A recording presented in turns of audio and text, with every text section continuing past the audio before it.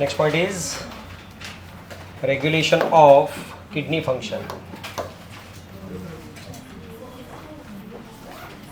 चलो आज मैक्सिमम शायद चैप्टर खत्म हो जाएगा. नेक्स्ट कौन सा ब्रीदिंग लेना है ना? कौन सा लेना है ब्रो? एनिमल किंगडम चाहिए.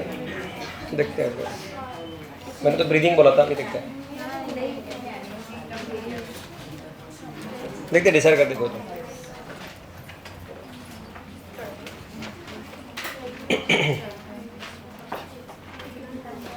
चलो नेक्स्ट रीडिंग लिखो. Regulation of kidney function. Regulation of kidney function. ये भी आईसीएसई में तो सब हुआ है रिवीजन.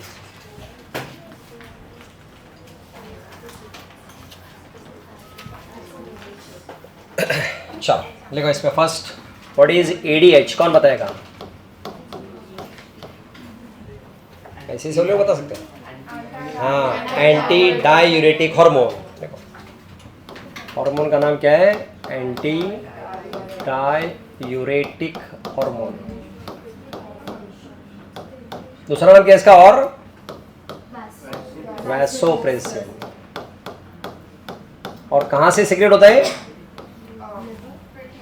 Yes, pituitary gland. और पिट्यूटरी ग्लैंड कहाँ होती है?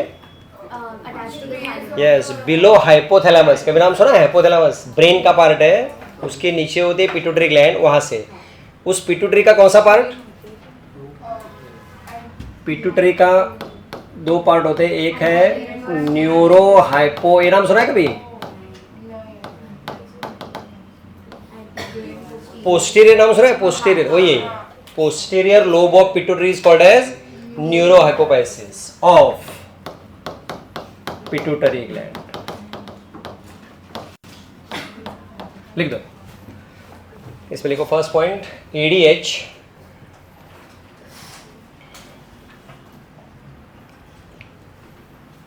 That is anti diuretic hormone.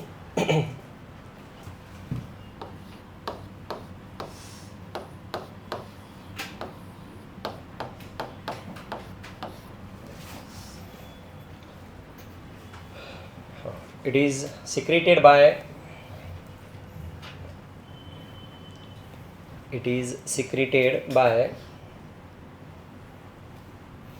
neurohypophysis of pituitary gland.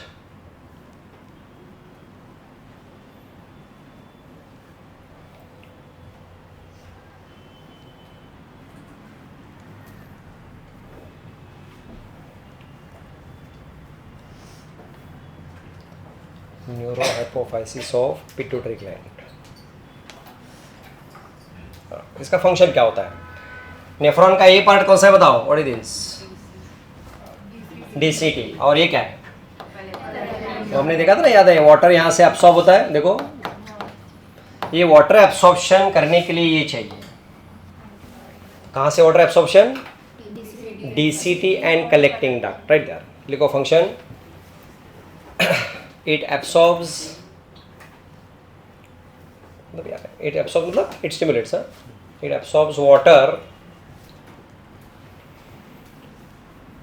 from DCT and collecting duct.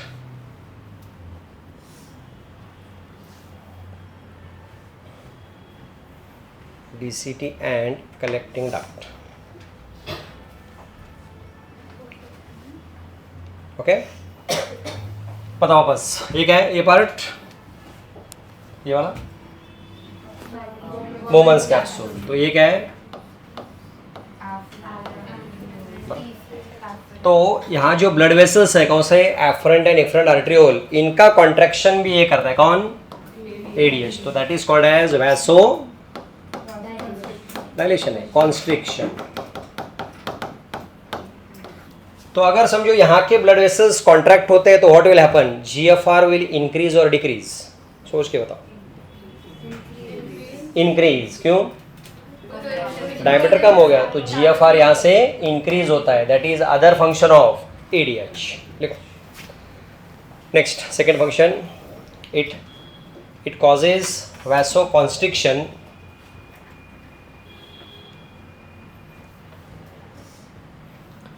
to increase GFR.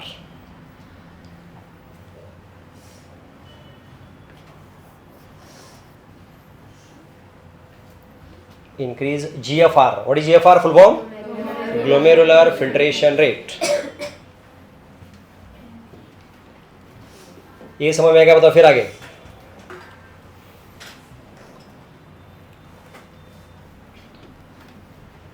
तो फर्स्ट फंक्शन देखो और बताओ मुझे, ये अगर हार्मोन कम बनता है किसी पर्सन में तो क्या होगा? हाइपोसिक्रीशन. किसी पर्सन में ये हार्मोन बहुत कम बनता है, व्हाट विल हैपन? सोच के बताओ. यस, क्या नहीं होगा? वाटर. यस, यहां से एब्सॉर्प्शन कम होगा, मतलब वाटर कहां से निकलेगा? Through the urine. तो एक्सेस यूरिन होता है. दैट डिजीज इज कॉल्ड, बोलो. नहीं बोलो, हुआ ना सब. डायबिटीज पहला कौन सा था? और फिर ये कौन सा है? यस. तो अगर इस हार्मोन का हाइपोसिक्रीशन होता है तो पर्सन को कौन सा डिजीज होता है? Diabetes insipidus. तो उसमें होगा क्या पेशेंट को प्रॉब्लम? Access urine. इसको ही बोलते हैं हम polyuria. That is excess urine quantity. And excess urine हो रहा है तो फिर पानी तो पीना पड़ेगा ना. तो excess thirst, that is called as polydipsia. ऐसे होता है. तो इस डिजीज में सिम्टम क्या होते हैं? Polyuria and polydipsia. दूसरा कौन सा डिजीज है जो डायबिटीज से स्टार्ट होता है? Diabetes mellitus. And what happens in that disease? Yes, इसमें यूरिन बढ़ रहा है, उधर क्या हो रहा है? ग्लूकोज लेवल बढ़ती है ब्लड में. Yes, because of deficiency of, and here deficiency of ADH. तो दोनों डिफरेंट डिजीज है. Diabetes mellitus different, diabetes insipidus different. लिख दो. डेफिशिएंसी और hyposecretion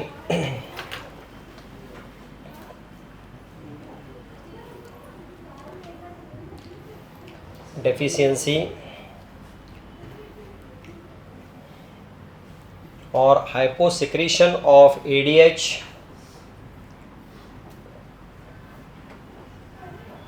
causes disease called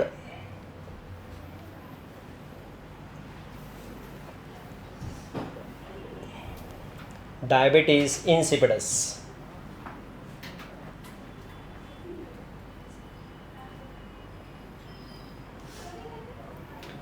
diabetes insipidus. तो इसमें सिम्टम्स लिखो पेशेंट को. Polyuria and polydipsia.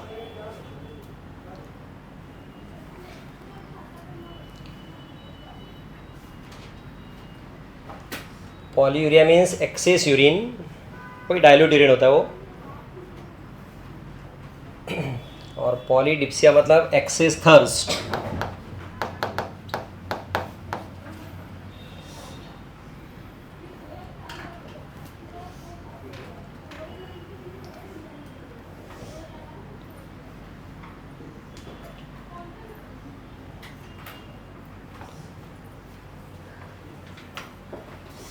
Normal urine quantity कितनी होती है? Approximately 1 to 1.5 litre. इस कंडीशन में यूरिन होता है 5 to 30 लीटर. 30 मैक्सिमम 30 लीटर तक जा सकता है. तो मोस्ट ऑफ द टाइम कहाँ चला जाएगा? वॉशरूम में. बराबर. और इतना तो पानी पीना पड़ेगा ना, तो इसलिए एक्सेस. तो हम डायबिटीज मेलिटस में ट्रीटमेंट क्या देते हैं पेशेंट को? इंसुलिन के इंजेक्शन. तो यहाँ क्या देंगे? ADH के इंजेक्शन देते हैं. That is a treatment. समझा? चलो सेकेंड हार्मोन. या उससे पहले बताओ, किडनी के ऊपर कौन सी ग्लैंड होती है? लिख दो नेक्स्ट. और मालूम है किसी को उसके आउटर पार्ट को क्या बोलते हैं? कॉर्टेक्स. तो हम यहां लिखेंगे हम अभी एड्रीनल कॉर्टेक्स. और इससे जो हार्मोन बनता है उसका नाम याद है किसी को?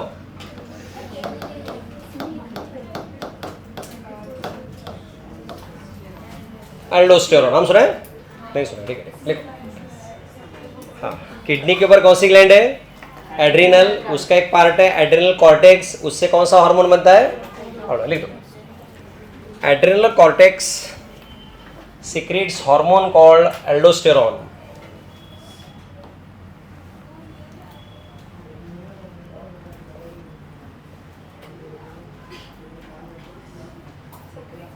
hormone called aldosterone.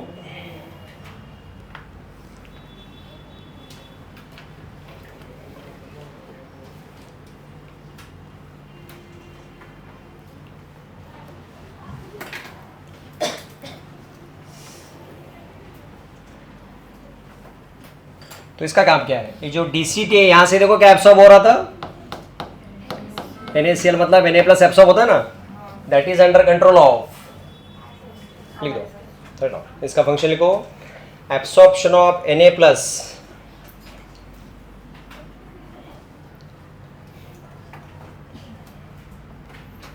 absorption of Na plus from distal part of tubule, that is DCT.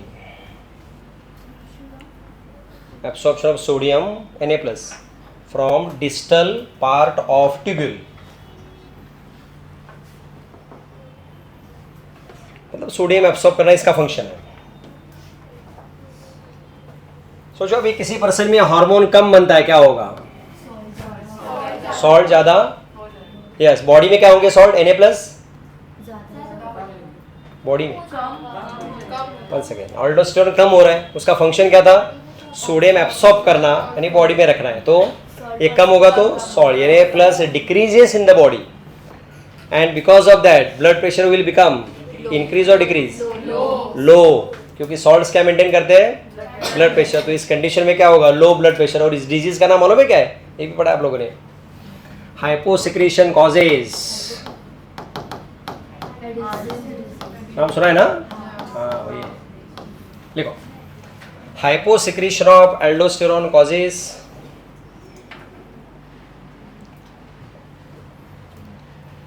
hyposecretion of aldosterone causes Addison's disease.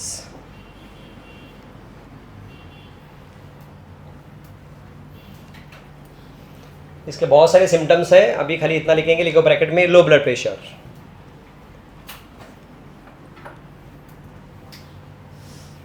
ये वापस हम डिटेल पढ़ने वाले हैं, हार्मोनल चैप्टर है उसमें.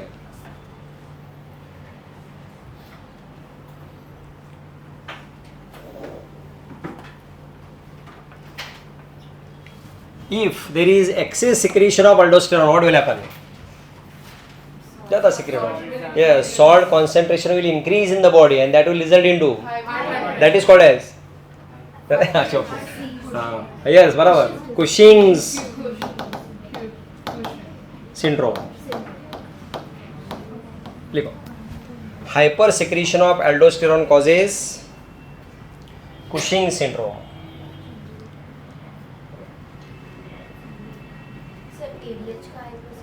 हाँ बता दो, वो अच्छा वो भी बता दें, तुम्हारी बुक में नहीं है, फिर बता दो. Hyper secretion of aldosterone causes Cushing's syndrome, ये सब साइंटिस्ट के नाम है.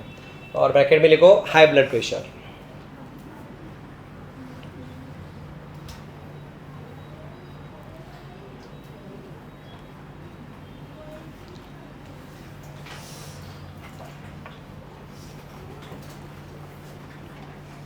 चलो एडीएच में आपकी बुक में नहीं दिया है, फिर भी देख सकते हैं. बताओ अगेन, एडीएच कम होता है तो क्या होगा?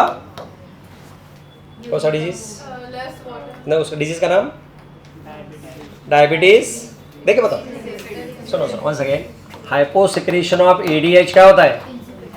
Diabetes insipidus. अभी हुआ ना? इमेजिन करो ये हाइपर होगा तो क्या होगा?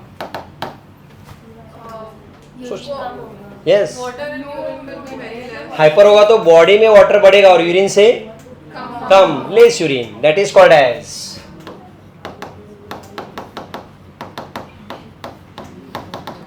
क्या लिखा है?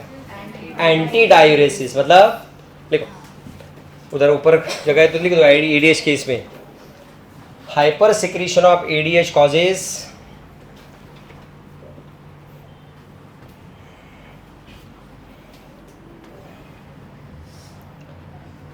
Hyper secretion of ADH causes anti diuresis.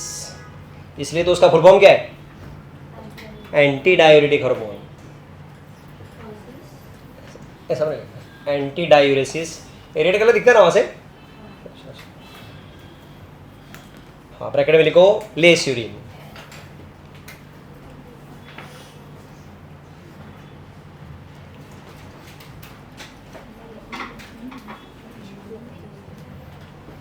Ask any question up to यार, फिर आगे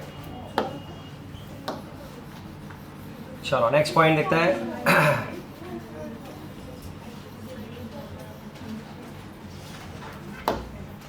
Suppose if we drink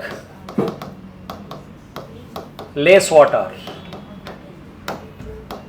blood concentration will. सुनो, if we drink less water, तो ब्लड का कॉन्सेंट्रेशन क्या होगा? बोलो सब लोग. इंक्रीज. इवन ब्लड वॉल्यूम क्या होगा? Blood volume increase, blood volume decrease, और ब्लड कॉन्सेंट्रेशन इंक्रीज. तो ब्लड तो पूरे बॉडी में है. This increase concentration is notice by some cells called, क्या लिखा है? जो प्रेजेंट होते हैं कहाँ प्रेजेंट है? One second. If we drink less water, what happens? Blood concentration increases, that is notice by osmoreceptor से सेल से प्रेजेंट कहाँ होते हैं? Hypothalamus. Then this hypothalamus gives instruction और मैसेज टू, इंपल्स टू, कौन है? अभी तो आता न्यूरो हाइपोफाइसिस किसका? Of pituitary gland. Then it secretes. अब बताओ इस कंडीशन में ईडीएच ज्यादा बनेगा कि कम? सोच के बताओ. सबसे ज्यादा चीज बोलना समझो. कंडीशन ही है, ये हुआ है, ये हुआ है.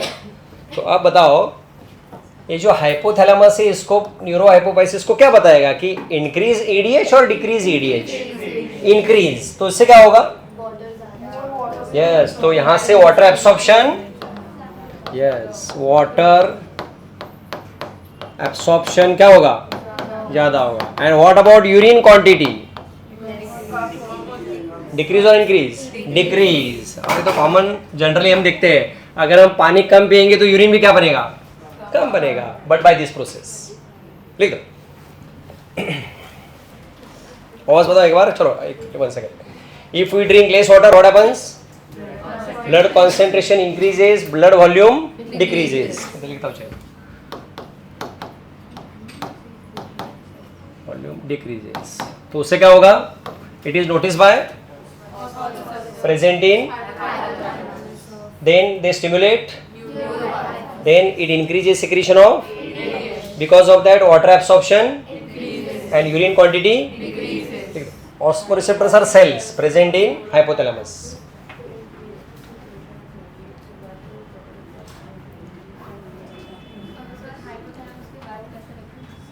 Hypothalamus stimulates neurohypophysis to secrete ADH. Hypothalamus stimulates neurohypophysis to increase the secretion of ADH.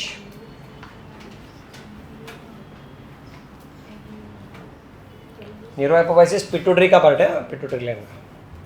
इसके नीचे होते हैं, दे आर कनेक्टेड. हाइपोथैलेमस के नीचे ही होते हैं.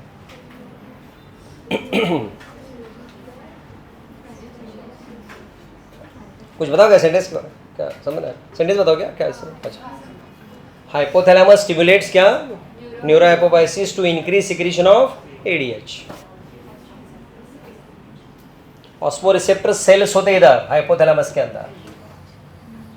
Water absorption from renal tubule increases, because of that urine quantity decreases. Concentration है, urine quantity. Concentration तो इंक्रीज होगा, यूरिन क्वांटिटी है, it is urine quantity. Urine quantity decreases. तो जस्ट प्रैक्टिस के लिए और एक लिखते हैं. If we drink excess water, start लिख दो डायरेक्टली. हाँ यस, बराबर उल्टा हुआ है. Yes right right right. इसका बराबर एग्जैक्ट अपोजिट लिखना. To decrease, yes decrease secretion of ADH. सब सेम, इट स्टिमुलेट्स उनको ही, बाकी सब सेम है, खाली डिक्रीज एडीएच. उसके बाद water absorption and urine quantity increases. तो हम ज़्यादा पानी पियेंगे तो यूरिन ज़्यादा होता है, लेकिन ऐसे by this method. So what is final conclusion? You can decide how much water you have to drink, but it should be kept in the body or not. That is decided by all these things. तो समझा? पानी पीना decide कर सकते हैं, अंदर रखना है कि नहीं ये डिसाइड करेंगे. मतलब समझो अपना ब्लड क्वांटिटी कितने होते हैं नॉर्मली, समझो 5 लीटर है, तो कोई बोलेगा मैं 1 लीटर पानी पीता हूँ और 6 लीटर हो जाएगा, ऐसा नहीं होता है. That extra 1 litre goes through the urine और कांस्टेंट क्वांटिटी मेंटेन रहती है. That is the technique. Okay, next. हाँ, नेक्स्ट पॉइंट ये हो गया ना.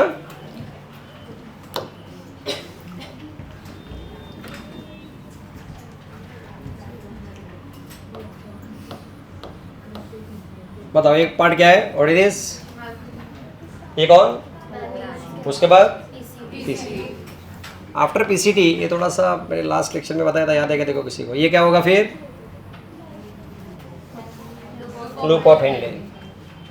फिर ये क्या है, और फिर ये कहाँ ओपन होगा,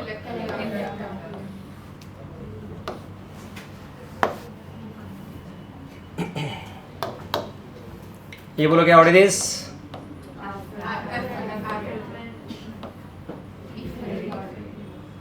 एक स्ट्रक्चर कांटेक्ट में आते हैं एक दूसरे के.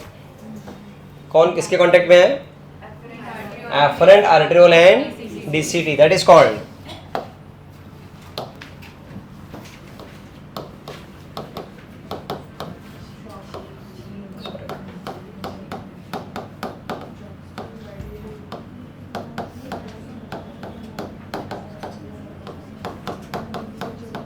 क्या लिखा है, जक्स्टा ग्लोमेरुलर apparatus. कौन है, when afferent arteriole comes in contact with DCT. ठीक है, नेक्स्ट हेडिंग इसमें रेगुलेशन ऑफ किडनी फंक्शन में नेक्स्ट पॉइंट लिखो जेजीए. हाँ, जेजीए समझ लिखा है, full form right, juxtaglomerular apparatus. Juxtaglomerular apparatus, इसका मीनिंग लिखो, afferent arteriole is in contact with DCT.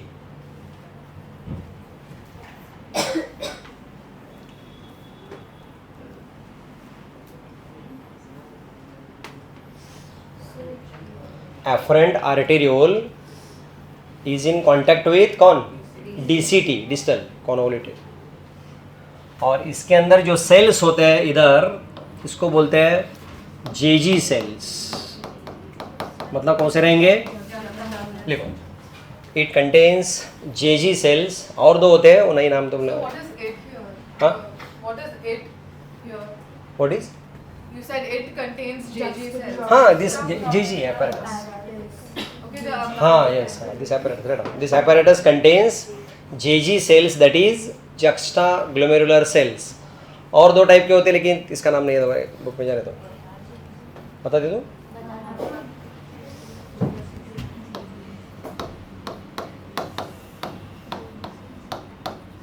क्या लिखा है, मैक्यूला डेंसा और क्या लिखा है, मेसेंजियल सेल्स. एक दो होते हैं.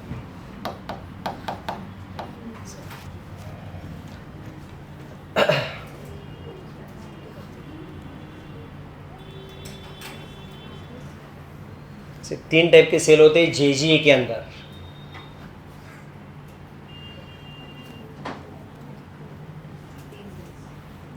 नहीं देखो, इधर बैठ जाओ, कोई बात नहीं.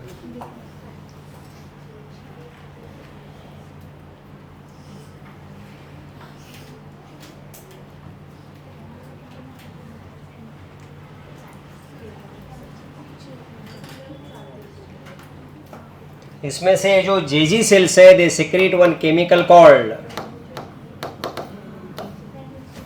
क्या बनाता है, रेनिन. लिखो, JG cells secrete chemical called renin. पता है क्या हुआ, सी 1 सेकंड पहले बताओ, ये कौन सा नेफ्रॉन है, ये वाला, अरे कॉर्टिकल नेफ्रॉन. ये कौन सा है, तो ये कौन सा पार्ट है, फिर ये आगे फिर ये कौन है और ये क्या है, देखो ना क्या हुआ है। अरे को समझा क्या, सेम यार। ये कौन है, मोमो, ये सेम। तो नेफ्रॉन अपने ऐसे होते हैं, ओके। सिया ये देखो एफरेंट आर्ट्रियोल, और ये कौन, ये देखो दिख रहा है वर्ड मैक्युला डेंसा। फिर ये देखो क्या लिखा है, जीजी सेल्स, ये इसमें नहीं दिखा है। कौन से थर्ड वाले कौन से देते हैं, मैसेंजियल, वो यहाँ नहीं दिखा है, ऐसे होते हैं। समझा, ये समझ रहा है क्या कुछ, यही डायग्राम है, समझ रहा है ना। ये कौन है, व्हाट इज दिस, मतलब डीसीटी है। ये कौन, कॉन्टेक्ट। हाँ मतलब ये पूरा ऐसा दूसरा है, पूरा नेटवर्क क्या होता है, एक साथ में रहते सब, उनका लोकेशन वगैरह सब अलग अलग होता है, लेकिन पूरे उसको एपरेटस ही बोलते हैं। यस यस, अभी और एक डायग्राम इसमें हाँ, ये देखो ये पूरे, 1 सेकेंड, ये कौन है, डीसीटी। इसमें कौन से सेल से, देखो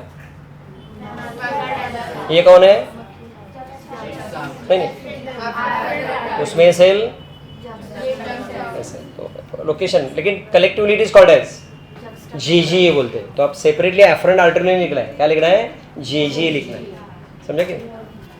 तो अगर आपको ये पूछेंगे जीजी सेल्स कहाँ है लोकेशन, तो क्या लिखना है, जीजी लिखना है, not efferent artery, keep in mind. समझा कुछ,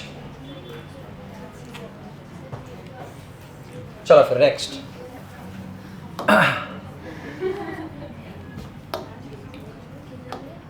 अपने पढ़ लेते, ओके।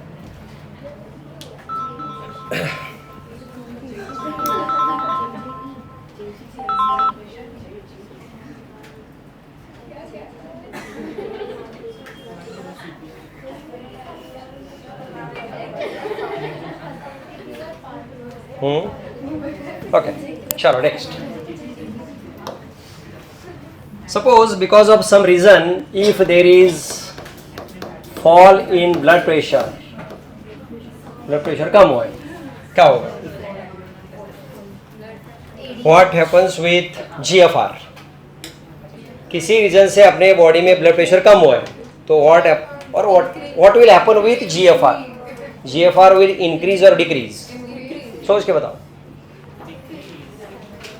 ब्लड प्रेशर कम हुआ है, सोचो इतना सर रॉन्ग है तो रॉन्ग है, अरे डिक्रीज होगा, क्यों, ब्लड प्रेशर ही कम है तो जीएफआर फोर्स कहाँ से आएगा, तो that will cause decrease in GFR, okay.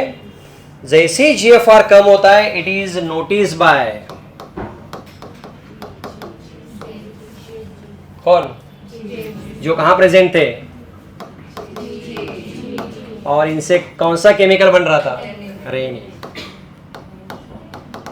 यहां तक समझ में क्या, बताओ। If fall in blood pressure GFR decreases, that is notice by JG cells and then they secrete renin. फिर ये रेनिन क्या करता है, अपने ब्लड में एक केमिकल है उसका नाम है, yes right correct,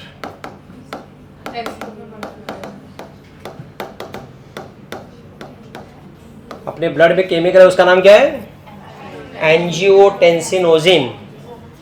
It is converted into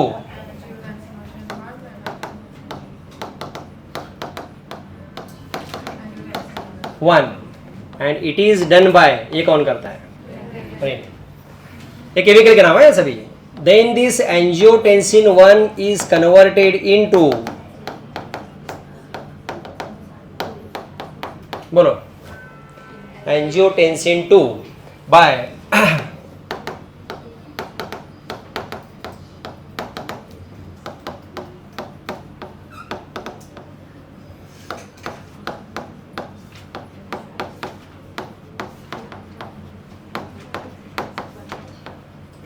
क्या लिखा है, पढ़ो, angiotensin converting enzyme produce by, ये क्या करता है, एंजियोटेंसिन 1 को 2 में कन्वर्ट करता है। देन ये एंजियोटेंसिन 2 क्या करता है, इट इज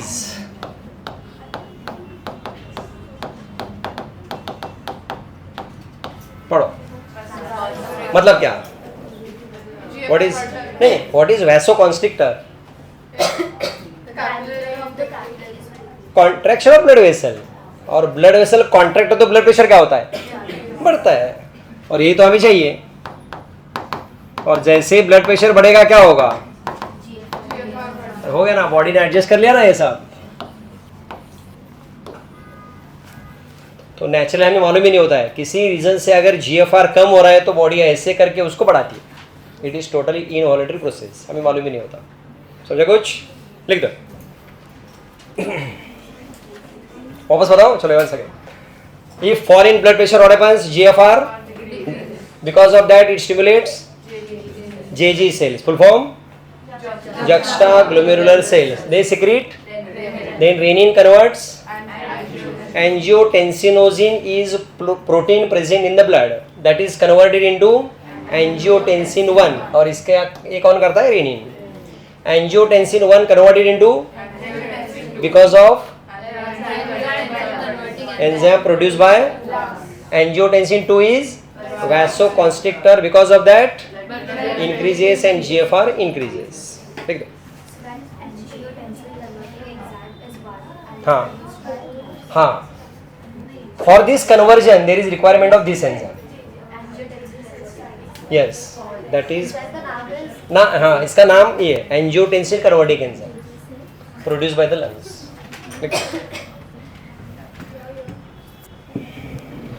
लिख दो परफेक्ट ऐसे, लिखता ना सबको।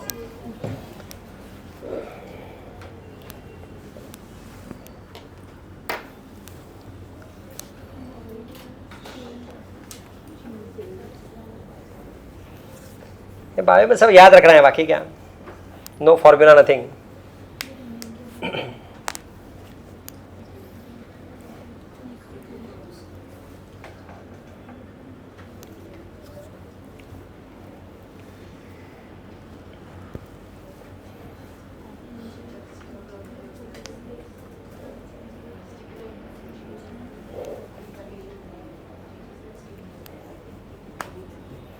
किसी को नहीं समझा तो पूछो, वापस में एक्सप्लेन करता हूँ।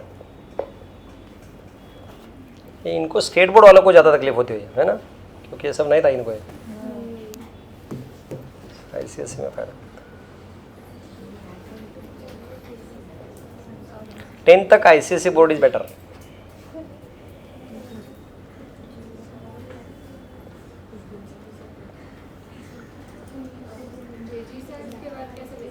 हाँ, अरे को ना, जेजी सेल सिक्रीट रेनिन, वो सिक्रीट करते हैं। हाँ हाँ, और एक्सप्लेन कर, लिख दो, वापस से पहले आया वैसे लिख दो। Protein present in the blood convert into, ये इनएक्टिव है, वो एक्टिव हो जाता है, जैसे फाइब्रिनोजिन, फाइब्रिन, उसी तरह से। एक बार लिख दो, वापस बता दो।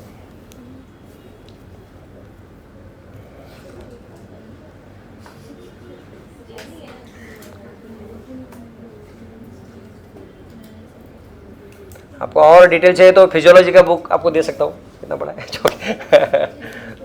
इसको एक्स्ट्रा चाहिए तो बहुत डीप है एक्चुअली। फिजियोलॉजी, मेडिकल फिजियोलॉजी है ना, इतना बड़ा बुक है, मतलब खाली एमबीबीएस फर्स्ट ईयर के लिए एक सब्जेक्ट है फिजियोलॉजी।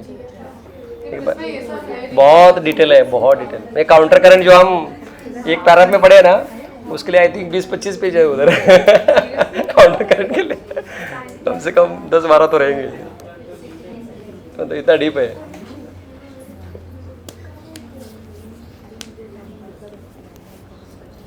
आपको दिखाता हूँ एक बार। चलो पहले बताओ क्या, फिर लिखो, चलो समझ में आएगा आपको। One second, see, if any reason there is fall in blood pressure, क्या होता है, जीएफआर कम होता है, then it is notice by JG cells, they secrete chemical called, then अपने ब्लड में एक प्रोटीन है उसका नाम एंजियोटेंसिन, जो इनएक्टिव होता है, फिर उसको एक्टिव कौन करता है, रेनिन, और किस में कन्वर्ट करता है, एंजियोटेंसिन 1 में। एंजियोटेंसिन 1 किस में कन्वर्ट होता है, एंजियोटेंसिन 2। ये कौन काम करता है, angiotensin converting enzyme produce by the lungs. Angiotensin 2 का फंक्शन क्या है, वैसोकॉन्स्ट्रिक्टर, तो ब्लड वेसल कॉन्ट्रैक्ट होता है और ब्लड प्रेशर बढ़ता है, और उसकी वजह से जीएफआर बढ़ता है, यानी जो प्रॉब्लम हुआ था वो सॉल्व हो गया। गेटिंग लिख दो ऐसे, ये अपने आप चलता है, हमें मालूम भी नहीं होता है बॉडी में, it is involuntary total. Angiotensin 2 is vasoconstrictor, ऐसे लिखो, एंजियोटेंसिन 2 वैसोकॉन्स्ट्रिक्टर है।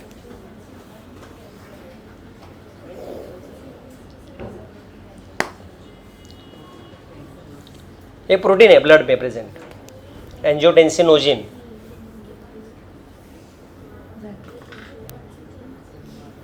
और हुआ नहीं पूरा, अभी बाकी है, बना ये तो लिखो ही। हाँ हाँ, एंजियोटेंसिन 2 क्या करता है, ब्लड वेसल को कॉन्ट्रैक्ट करता है, तो उससे क्या होता है, ब्लड प्रेशर बढ़ता है। अभी कौन सा चल रहा है, तो ये बायोलॉजिकल हो गया, अभी सेल क्या, प्लांट के एकदम खत्म, अभी morphology start. Morphology very easy, अब लीफ फ्लावर फ्रूट सब पढ़ना है। कहाँ शुरू हो गया, रूट वगैरह, अच्छा नहीं बाकी है, बहुत इजी चैप्टर है मॉर्फोलॉजी वेरी, सब रूट स्टेम लीफ। हाँ इसके बाद बोलो क्या करना है, देखते हैं, चेक करता हूँ जरा नीचे, क्योंकि एट ए टाइम सब ब्रांच में एक ही चैप्टर शुरू हो जाता है, चेक करता हूँ, नहीं तो फिर ब्रीदिंग रहेगा, दोनों में से कोई तो एक रहेगा। कौन से, हाँ नहीं उसमें खाली एक ही है, खाली स्क्वायमस है, सिलिएटेड, तो दो ही है, मतलब सिलिएटेड और स्क्वायमस, ज़्यादा कुछ। अल्वियोलाई में स्क्वायमस है, ट्रैकिया में सिलिएटेड है, बाकी ज़्यादा कुछ नहीं। अच्छा नेक्स्ट, और एक फंक्शन है इसका, एंजियोटेंसिन 2, इट स्टिमुलेट्स,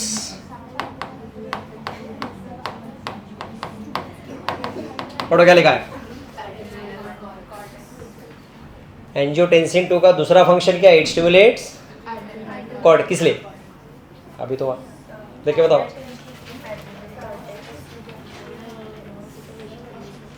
स्टिमुलेट्स, फिर क्या होगा, बोलो, अरे बोलो सब लोग, एल्डोस्टेरॉन बताए ना वहां से, तो इसके बाद,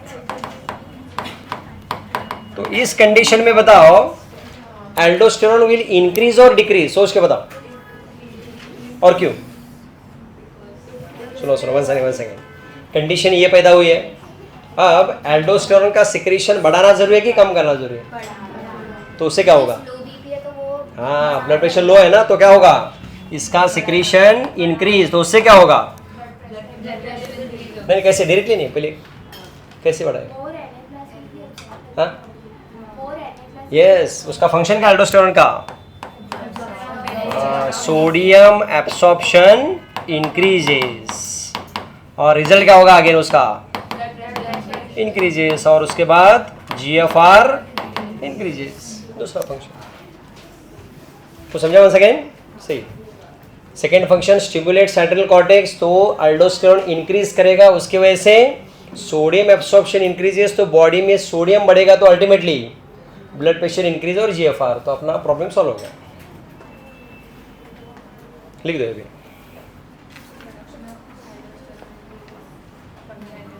तो ऐसे लिखो, लिख रहा है, it stimulates adrenal cortex to increase secretion of aldosterone, क्या चाहिए बोलो, क्या प्रॉब्लम,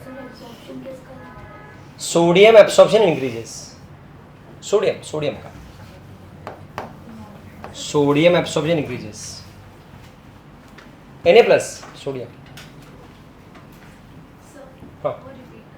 हाँ इट स्टिमुलेट्स एड्रेनल कॉर्टेक्स, लिखना तो लिखो, बता दो, angiotensin 2 stimulates adrenal cortex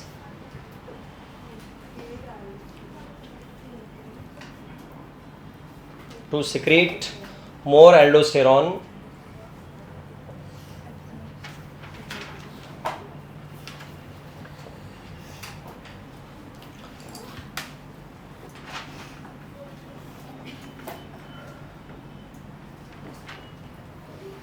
so that sodium absorption increases, सोडियम मतलब नेफ्रॉन से, वो DCT वगैरह, sodium absorption increases, then blood pressure increases and GFR increases, simple words में लिखो, क्या है, क्या डिफिकल्ट यूज करने की जरूरत नहीं।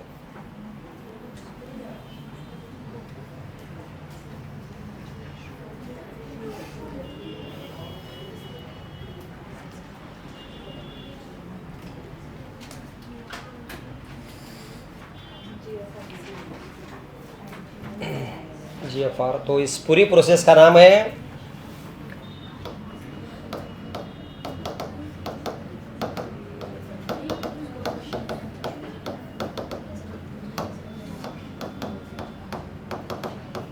पढ़ो क्या लिखा है। इस पूरी प्रोसेस को बोलते हैं रेनिन एंजियोटेंसिन मैकेनिज्म। लिख दो हेडिंग, इसके ऊपर किधर तो लिख दो या नीचे लिखो कैसे। This entire process is called renin angiotensin mechanism. अब उल्टा भी हो सकता है ना, ब्लड प्रेशर बढ़ भी सकता है ना, तो उस टाइम क्या होगा। If blood pressure increases then it is notice by, क्या लिखा है, and then they secrete one hormone called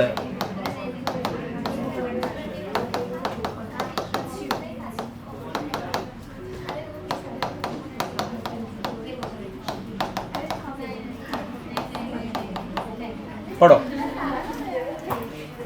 listen, उल्टा है ना अभी। इफ ब्लड प्रेशर इंक्रीज हो गया किसी रीजन से, देन ये पता चलता है किसे, और वहां से एक हार्मोन बनता है, उसका नाम क्या है, full form atrial natriuretic factor, and it is क्या रहेगा, वैसो, यस। तो उसकी वजह से ब्लड प्रेशर डिक्रीज और GFR डिक्रीज। तो समझा, लिख दो। GFR ऊपर नहीं लिखा तो यहाँ ठीक है, कोई बात नहीं, ब्लड प्रेशर लिख दो सेम ऐसे। नेक्स्ट नीचे लाइन में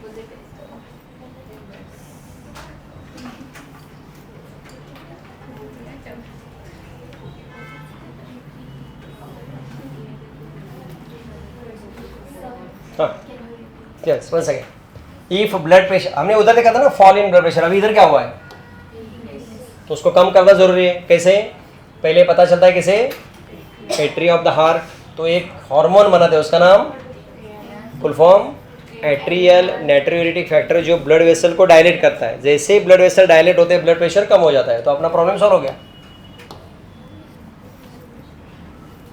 बढ़ा था वो कम हो गया।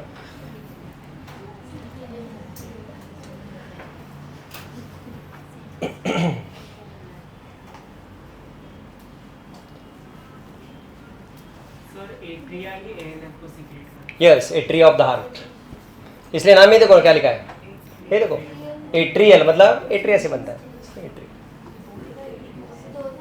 दोनों एट्रिया से, एट्रियल नाइट्रियूरेटिक फैक्टर, ये हार्मोन है, इट इज हार्मोन। तो अपने हार्ट से भी हार्मोन बन रहा है।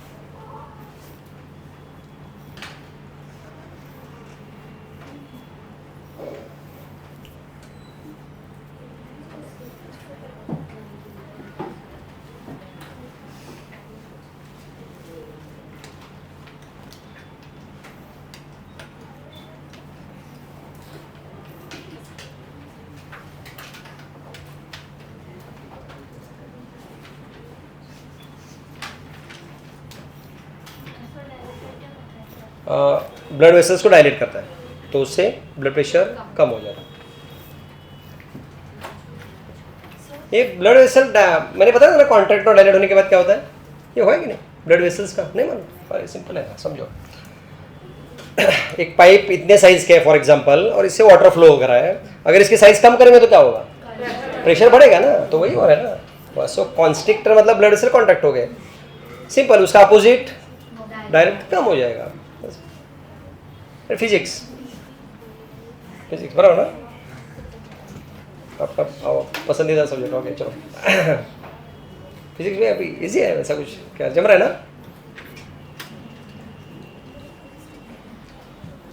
तो ये दोनों सिस्टम बराबर एक दूसरे के अपोजिट है, that's why they are called.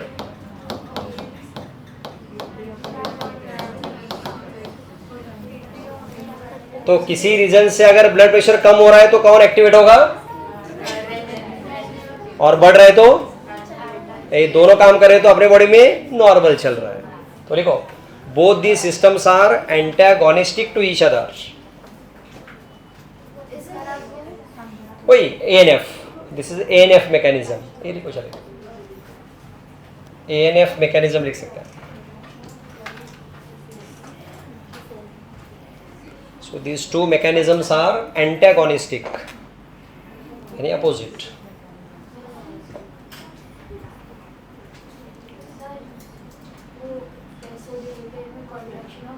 Contract नहीं, डायलेशन. वैसो डायलेटर मतलब डायलेशन, डायलेशन मतलब ऐसे डायमीटर बढ़ना, एक्सपांड होना.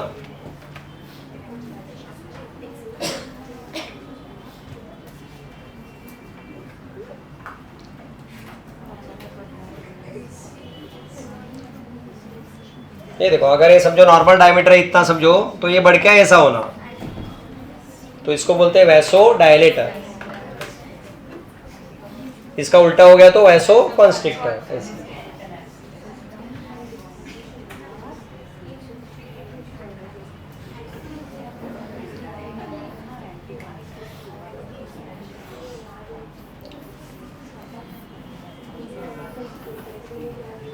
हो गया. यही है हेडिंग, क्या है? Regulation of kidney function. Open the text book and start reading carefully. देखो कुछ डाउट है तो पूछो.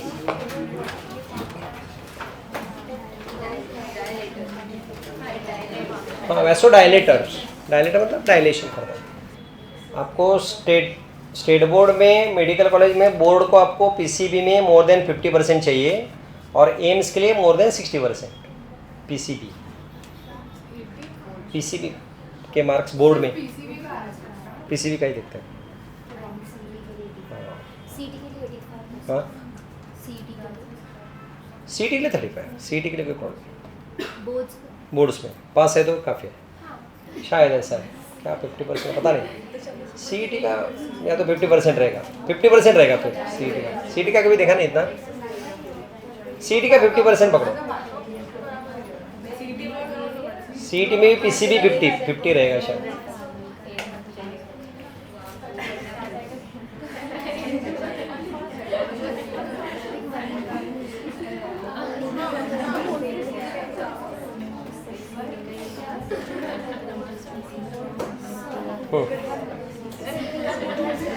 हाँ हाँ,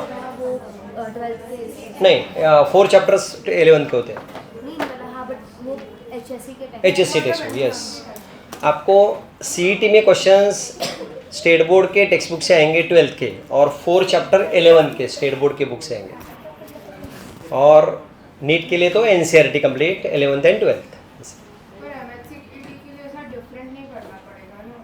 उनका थोड़ा सा मतलब स्टेट बोर्ड का बुक और यहाँ डिफरेंट है ना थोड़ा, मतलब एक्स्ट्रा है, उल्टा स्टेट बोर्ड में ज़्यादा है कंटेंट. खाली 12th का होता है ज़्यादा मैक्सिमम, हमें टोटल 11-12th है.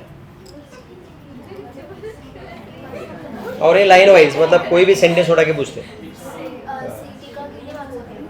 CET 200 मार्क्स, तो उसमें से 200 मार्क का CET है, 50 फिजिक्स, 50 केमिस्ट्री और 100 बायोलॉजी.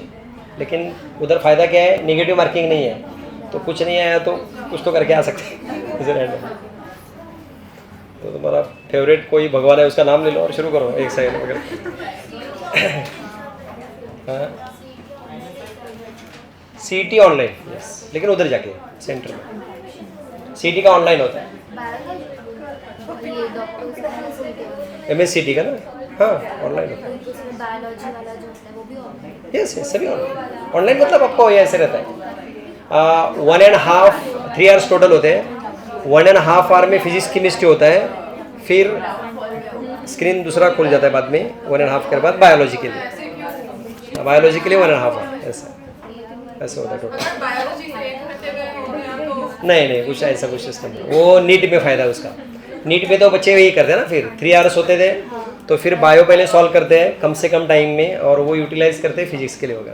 तो फिजिक्स का भी ऐसे 12th एंड 11th का ऐसे नीट से तो कोई रिलेटेड ही नहीं होता. नहीं, किसका नहीं, मतलब लेकिन चैप्टर तो सेम ही है. सुनो, इजी होगा. एक मिनट. NCERT और बोर्ड कुछ ज़्यादा फर्क नहीं सिलेबस में. फिजिक्स केमिस्ट्री में तो ऑलमोस्ट सेम है. बायोलॉजी में थोड़ा कंटेंट ज़्यादा है, चैप्टर सब वही है, कंटेंट ज़्यादा है स्टेट बोर्ड में. ऐसा जैसे सर्कुलेशन चैप्टर हमने देखा ना, NCERT में बहुत कम है, स्टेट बोर्ड में बहुत ज़्यादा दिया है, कंटेंट बहुत ज़्यादा है. ऐसा हाँ ज़्यादा मतलब, लेकिन HSC से आप लोग खाली CET दे रहे, दूसरा कोई फ़ायदा नहीं। NCERT से आपको बाकी सब मिल रहा है ना, नीट और उससे जो भी है MBBS, BDS, BMS, BHMS, nursing और physiotherapy. CET yes yes HSC बोल लेना है। और इवन आपका साइकोलॉजी है ना, हाँ तो भी लेना पड़ेगा। यस बुक तो टेक्स्ट बुक, आपको टेक्स्ट बुक तो लेनी ही है, बोर्ड के भी और NCERT की भी कंपलसरी लेना ही है। CET only pharmacy, B pharmacy. Marine biology के लिए 12th के मार्क के ऊपर होता है, 12th बोर्ड, तो आपको बोर्ड को फोकस करना है। अगर समझो किसी को दूसरे स्ट्रीम में जाना है, माइक्रोबायोलॉजी हो, जैसे मरीन बायोलॉजी हो, इवन बायोटेक्नोलॉजी वगैरह, तो इसके लिए फॉरेंसिक, इसके लिए आपके 12th के मार्क पकड़े जाते हैं। तो जी सही, ये अलग है, बायोटेक्नोलॉजी नहीं, वो बायोमेडिकल इंजीनियरिंग है, वो है बायोटेक्नोलॉजी। आपको मालूम है DNA, हम आपको अभी मालूम है इंसुलिन कैसे बनाते हैं? Nowadays insulin is produce by using bacteria, तो दैट इज इन बायोटेक्नोलॉजी। एक जस्ट एग्जांपल दिया, तो ये होता है बायोटेक्नोलॉजी प्रोडक्ट, इंसुलिन बनाना वगैरह। अच्छा, तो अगर आपको समझो ये सब स्ट्रीम छोड़ के दूसरे स्ट्रीम्स लेने हैं, तो आपको बोर्ड पे फोकस करना पड़ेगा, यानी बोर्ड के मार्क के लिए। नीट के लिए NCERT, CET के लिए स्टेट बोर्ड, ऐसा ऐसा ये सब अपने दिमाग में रखो क्या कैसे करना है, तो डिफरेंट तो है ही।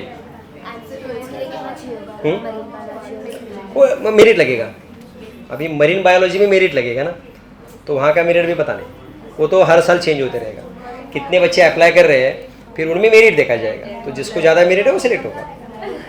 तो इन शॉर्ट आपके पास अच्छे मार्क चाहिए अगर वहाँ जाना है। एम वही है क्या, मरीन बायोलॉजी? नहीं ऐसे कुछ है, हाँ बैकअप, हाँ marine biology I think Andheri West में कुछ तो कॉलेज है उसका शायद। तो वही आप लोग थोड़ा डिसाइड करो कि करना क्या है। अगर 100% नीट के ऊपर फोकस करना है तो NCERT प्रीफर करो। आपको अगर CET देना है तो बोर्ड का टेक्स्ट बुक, और इवन दूसरे किसी स्ट्रीम में जाना है तो फिर अगेन बोर्ड के मार्क यूजफुल है। नीट के जो नीट से क्या क्या होता है मालूम है ना आपको? वही MBBS, BDS वगैरह, इसके लिए तो नीट ही है। और नीट में बायोलॉजी में NCERT की बुक से ही पूछा जाता है, जो हम ये ओपन किया हुआ ये और 12th का बुक, इसमें ही क्वेश्चन आते हैं, दूसरे नहीं आते। तो हम अभी पढ़ाते टाइम क्या कर रहे हैं, दोनों फ्यूजन करके, मतलब स्टेट बोर्ड भी पढ़ रहे हैं और NCERT भी। तो ये हम स्टेट बोर्ड नहीं जा रहे क्योंकि ये 12th में चैप्टर है नहीं, तो हम खाली यहाँ ही पढ़ रहे हैं, इतना ही। चलो हो गया, कुछ डाउट? पढ़ लो पेपर कंप्लीट।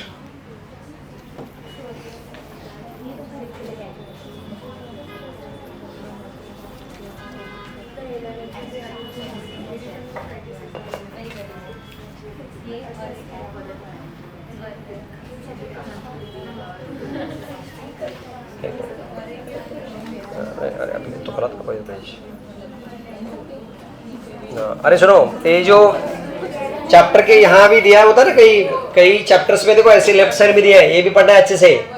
इसमें 2 क्वेश्चन आए थे अभी के नीट में, समझे कुछ?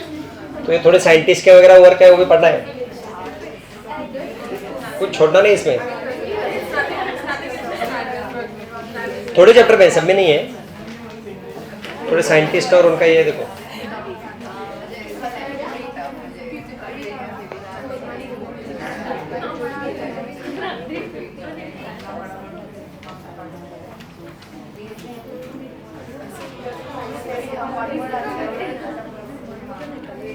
चलो देखो नेक्स्ट पॉइंट क्या है, हेडिंग देखो, मिक्चुरेशन। मिक्चुरेशन मतलब यूरिनेशन।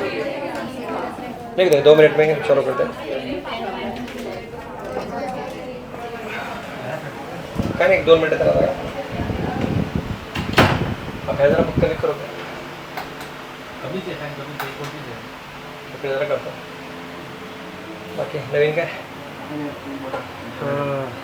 2 मिनट है ना थोड़ा सा कैसे सर?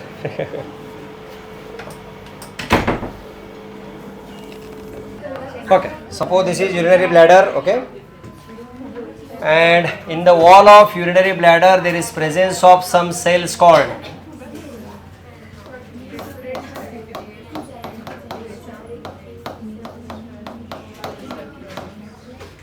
लिखा है? तो यूरिनरी ब्लैडर के वॉल में कौन से सेल्स होते हैं? स्ट्रेच. देखो मिक्चुरेशन, हेडिंग लिखा ना मिक्चुरेशन. Micturition means urination. ये बहुत सिंपल पॉइंट है.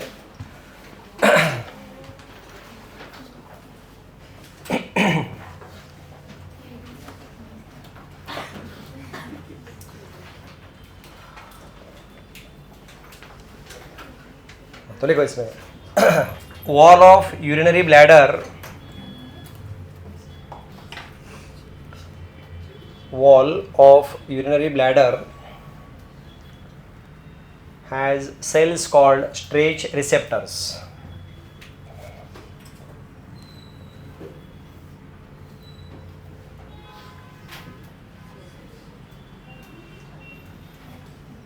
सेल्स का नाम है stretch receptor.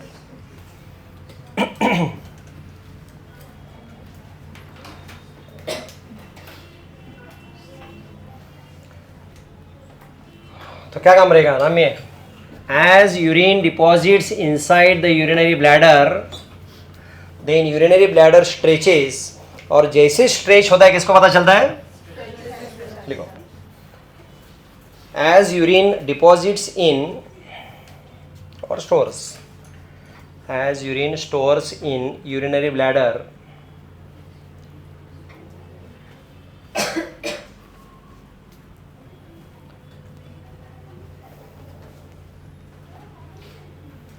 as urine stores in urinary bladder, it stretches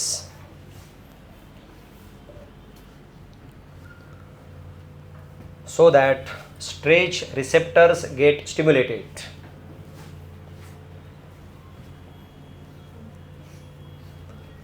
Stretch receptors get stimulated.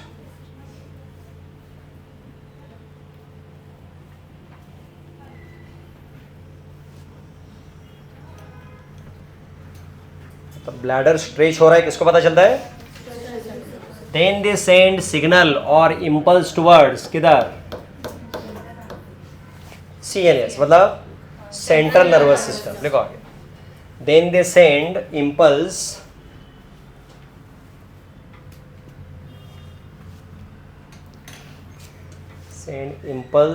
Towards CNS.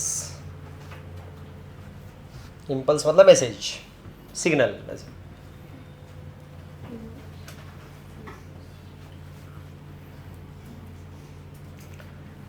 फिर CNS क्या करेगा?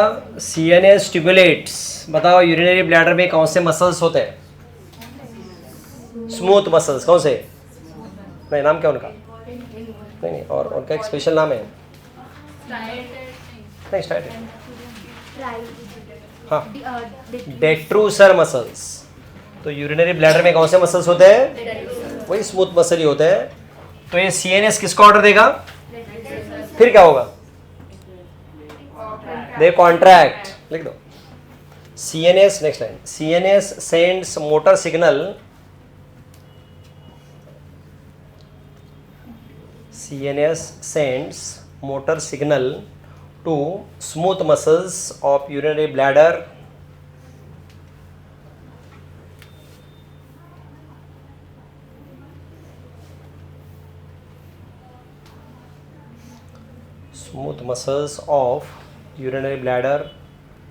so that they contract.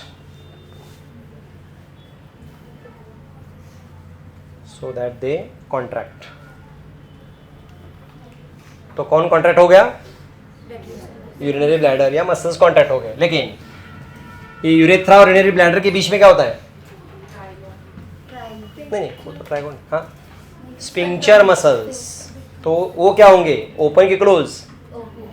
अब यूरिनरी ब्लैडर कॉन्ट्रैक्ट हो रहा है तो किसको खुलना पड़ेगा? Sphincter muscles open. फिर फायदा क्या होगा? यहाँ से urine comes here. Once again, urinary bladder के वॉल में कौन से सेल्स है? जैसे इसके अंदर यूरिन आते रहता है then what happens? Urinary bladder stretch होता है. तो स्ट्रेच होने के बाद किसको पता चलता है? मतलब ज्यादा हो रहा है यूरिन. तो ये किसको भेजता है मैसेज? तो CNS वापस कहाँ मैसेज भेजता है? Smooth muscles of the urinary bladder. तो क्या होते हो? कॉन्ट्रैक्ट. लेकिन साथ में कौन ओपन होना चाहिए?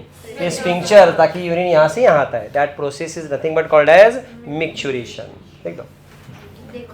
हाँ, दे कॉन्ट्रैक्ट. आगे लिखो next line. Urethral sphincters open.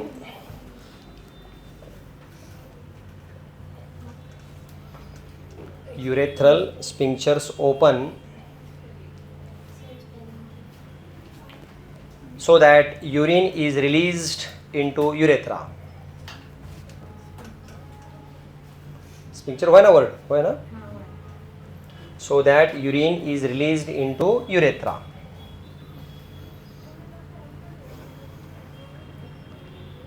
This process is called micturition.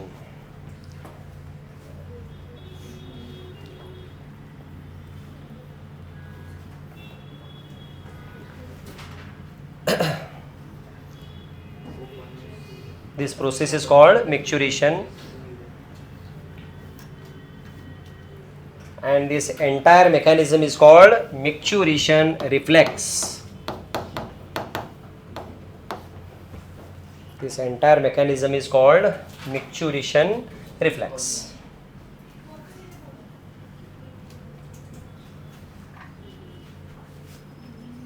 Reflex बोला, reflex action. ये reflex जैसा ही है. This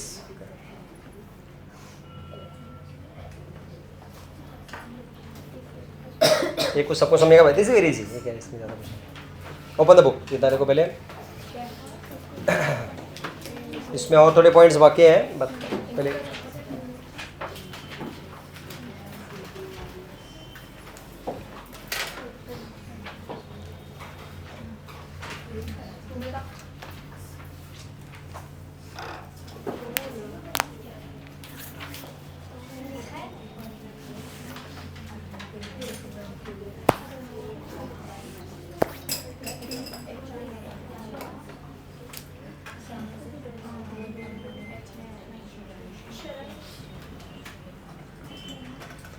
खाली मिक्चुरेशन तक पढ़ो. बाकी आगे उसमें थोड़ा आधा पार्ट बाकी है.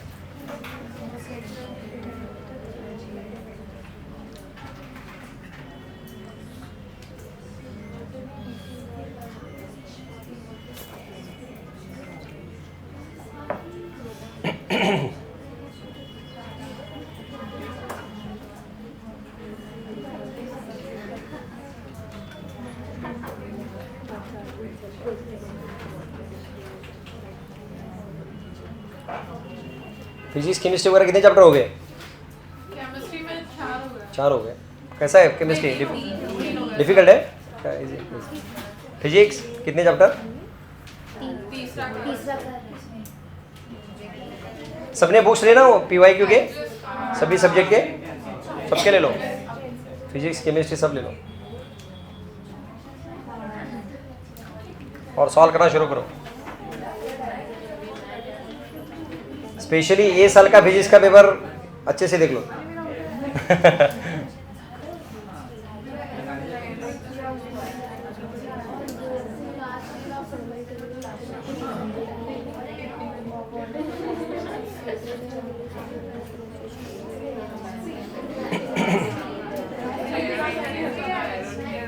आपके क्या बुक्स मिल गया? और कौन से लिए क्या प्रैक्टिस के लिए? नीचे कुछ देखे. हाँ, नीचे कुछ देखे. हाँ, वही हो रहा है. हाँ, वही हो रहा है. समझो, आप हर एक कोई भी पब्लिकेशन लेके जाएंगे, सब में थोड़े एक्स्ट्रा क्वेश्चंस है ही. नहीं, एक्स्ट्रा तो ठीक है, बट वो जो पहले के जो हाँ, वो भी थोड़ा, वो भी है. और थोड़े आउट ऑफ सिलेबस भी बहुत इसमें डाले हो. वो तो वो रहेगा ही हर एक, क्योंकि उसके वो नहीं रहेगा तो उसका साइज नहीं बढ़ेगा. ऐसे तो आपको एक सिंपल टेक्निक है, आउट ऑफ सिलेबस सीधा क्रॉस करके आगे निकल जाए. कुछ उसको ज़्यादा है. हाँ, तो बस इसलिए मैं बोल रहा हूँ कि मेडिकल अपना बुक स्टॉल में जाके ना चेक करके ले लो बुक. थोड़े 1-2 चैप्टर जो हुए हैं आपको आइडिया आएगा कि सच में बाहर के क्वेश्चन है कि ये से, वो सिलेक्ट करके ले लो. कहता है ऐसे तो पब्लिकेशन बोलने के लिए बहुत कुछ है, लेकिन जो तुमको सूट होता है या जिसका आउटसाइड क्वेश्चन कम है वो वाला ले लो. That is better. हाँ, लिविंग वर्ल्ड छोड़ दो तब तक, बाकी चैप्टर देखो. वो ज़्यादा बहुत ज़्यादा है. लिविंग वर्ल्ड तो छोड़ दो. खाली ये बायोलॉजिकल या सर्कुलेशन एक्सक्रीशन वाले चैप्टर ये जैसे सैंपल के लिए देखो. और चेक करो कि बाहर के कितने क्वेश्चन से आउट ऑफ सिलेबस से ऐसा वाला बुक पे तो ले लो, क्योंकि पोस्टल में बहुत सारे पब्लिकेशन के बुक मिलेंगे, वही बेटर रहेगा। हाँ वो एक ले लो, एक बोलते थे कि थोड़ा सा है उसमें भी अच्छा, ट्राई करके देखो एक को भी। चलो हो गया, नेक्स्ट। अब बताओ पर डे यूरिन क्वांटिटी कितनी होती है? हाँ तो आपके बुक में कितनी दी है? 1 to 1.5 लीटर पर डे।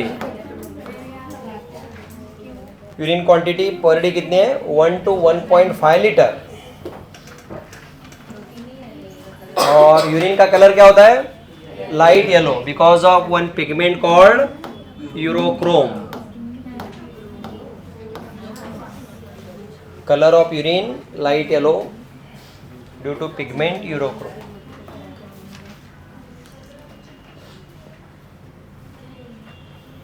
क्या लिखना है तो लिखो, मीन्स क्वांटिटी है, फिर उसमें नेक्स्ट अभी मिक्सचुरेशन हो गया कंप्लीट, अभी नेक्स्ट पॉइंट में लिखो।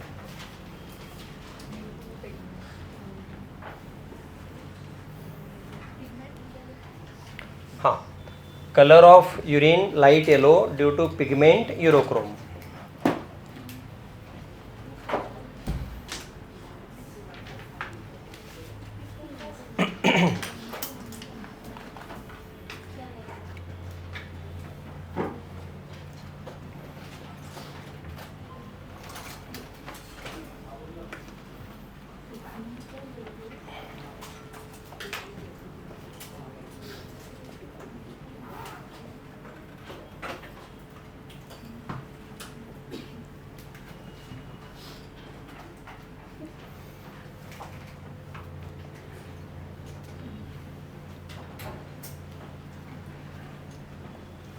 pH 6 तो क्या है? Acidic alkaline, slightly acidic. pH is 6 तो slightly acidic.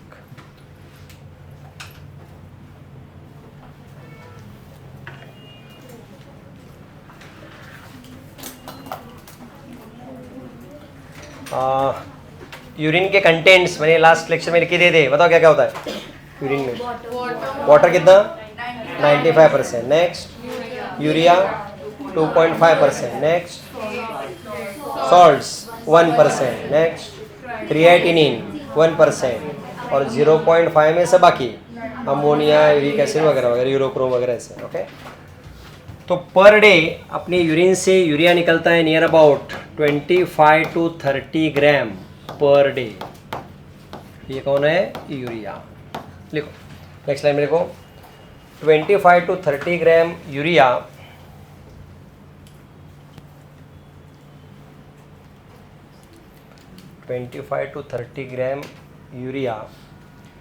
is released through the urine per day.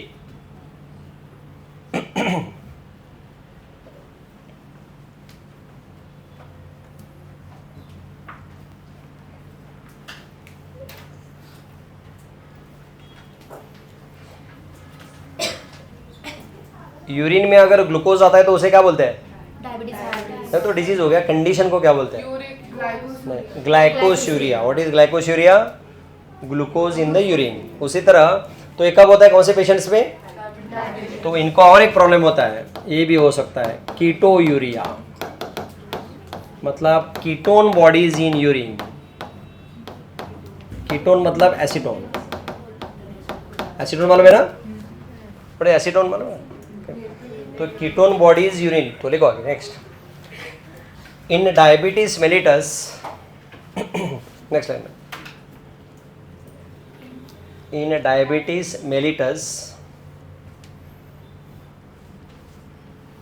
person suffers from glycosuria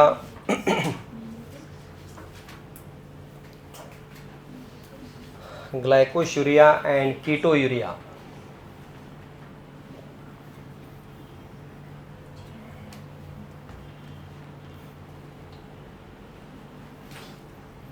कीटोयूरिया मतलब ketone bodies in urine.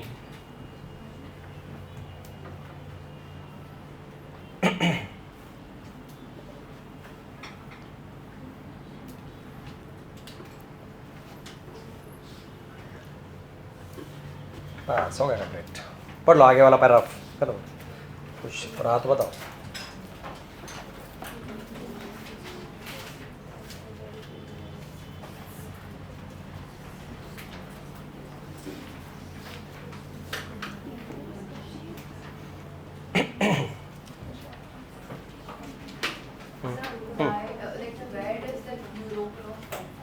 Liver, it is a breakdown product of haemoglobin, urochrome. ये haemoglobin का breakdown product है, liver में बनता है।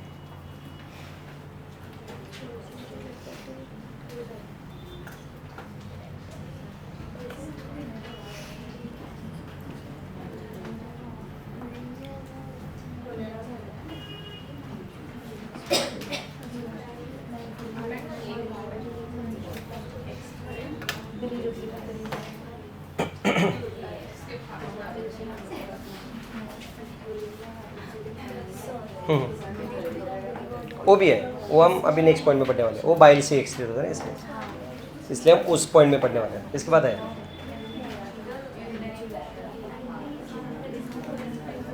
देखो complete हो गया, कुछ डाउट है? चलो ठीक है आगे। तो बताओ finally what is the function of kidney. Kidney के फंक्शंस क्या है? फिल्ट्रेशन नहीं बोल रहे हैं अभी, क्या? Excretion. Second osmo regulation. Third kidney के फंक्शन एक्सक्रीशन हो गया, ऑस्मो रेगुलेशन, और एक बताया था ना H+ आयन छोड़ देता है तो क्या बोलते हैं हम? Acid base balance. मतलब ब्लड का pH मेंटेन करना, ये भी किसका काम है? किडनी का। और क्या बताया था? Kidneys remove the substances which are excess in the body, जो भी ज़्यादा है उसको निकाला जाता है। Overall it is called as,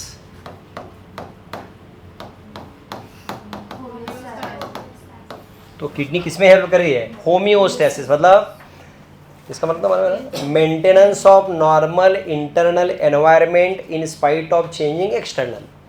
मतलब अपने बॉडी का pH, वाटर, सॉल्ट सबको मेंटेन रखना है। ये किसका काम होता है? किडनी का। याद रहेगा? क्या लिखना है? लिखो फिर, फंक्शंस ऑफ किडनी लिखो। Functions of kidney.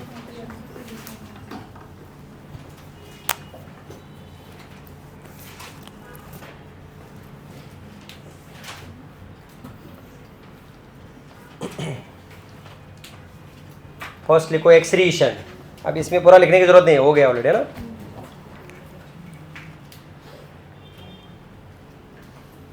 ये तो मेन फंक्शन है।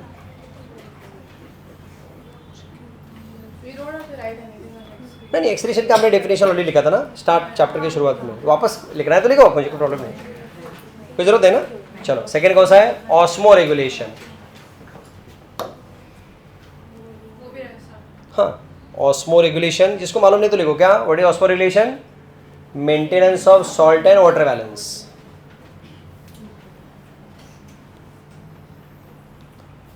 ऑस्मो रेगुलेशन मतलब maintenance of salt and water balance in the body.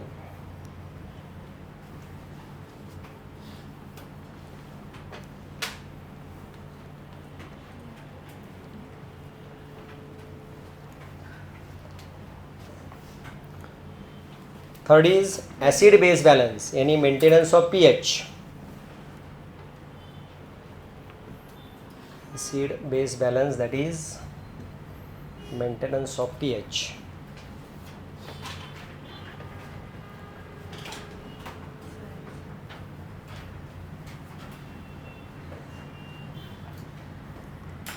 और क्या रहेगा? Kidneys remove the substances which are excess in the body.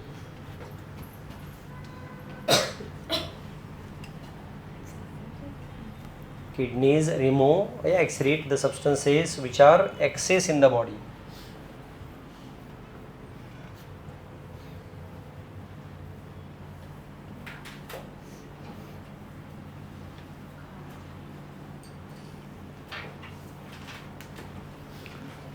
ये सब मेंटेन हो रहा है बॉडी में, उसको क्या बोलते हैं? एक वर्ड याद रखो, बहुत बार आता है।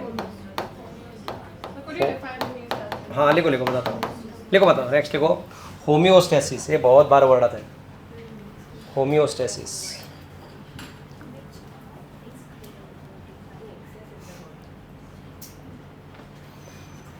Maintenance of normal internal environment,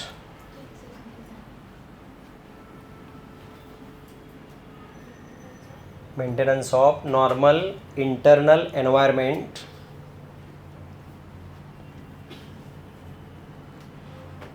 in spite of changing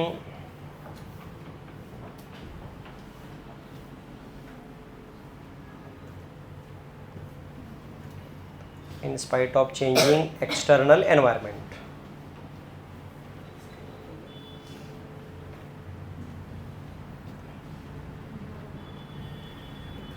तो समझा मतलब इसका मतलब क्या मेंटेन हो रहा है? Internal salt, water, pH etc. So overall it is called as homeostasis. और एक फंक्शन लिखो किडनी का, kidney secretes hormone like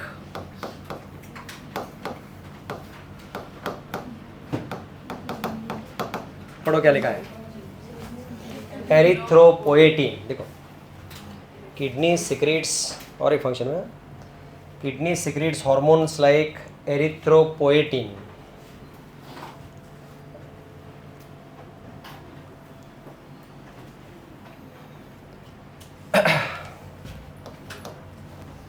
First write its function. It stimulates red bone marrow. Yes. It stimulates red bone marrow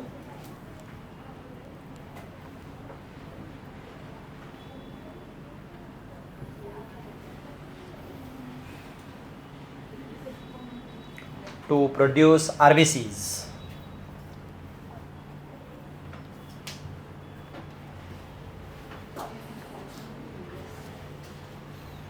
even और एक hormone बनता है यहाँ से किडनी से, that is called calcitriol. Second hormone calcitriol.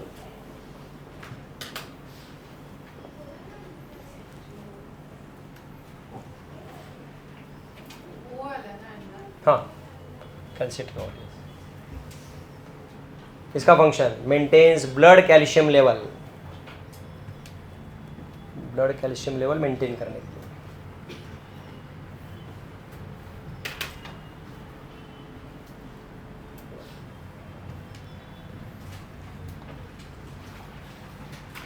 तो ये सब फंक्शंस किसके हैं? किडनी के. चलो नेक्स्ट पॉइंट देखो क्या है. हाँ, role of other organs in excretion. लिख दो, इजी पॉइंट है. अब मेन किडनी का पार्ट हो गया. अभी सिंपल पॉइंट लिखो.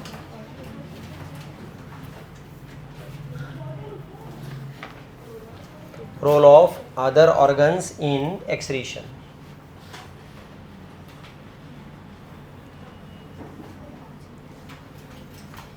अदर ऑर्गन्स में फर्स्ट आते हैं लंग्स.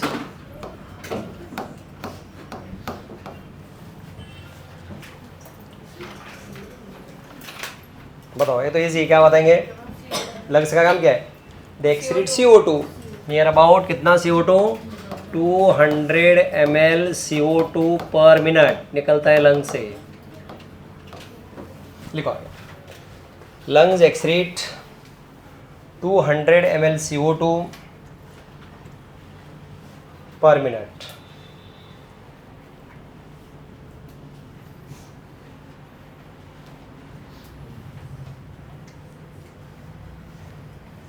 और क्या निकलता है? वाटर वेपर से निकलते कि नहीं लंग से? ओ, इसमें विंटर सीजन में देखा ना. हाँ लिखो, एंड वाटर वेपर्स.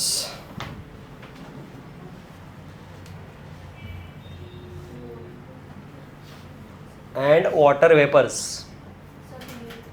हाँ ठीक. लंग्स एक्सक्रीट, ये लिखा, and water vapours.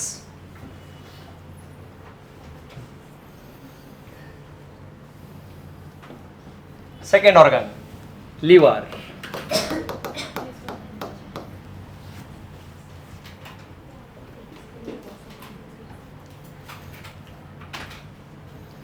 And liver secretes bile juice. Liver secretes bile.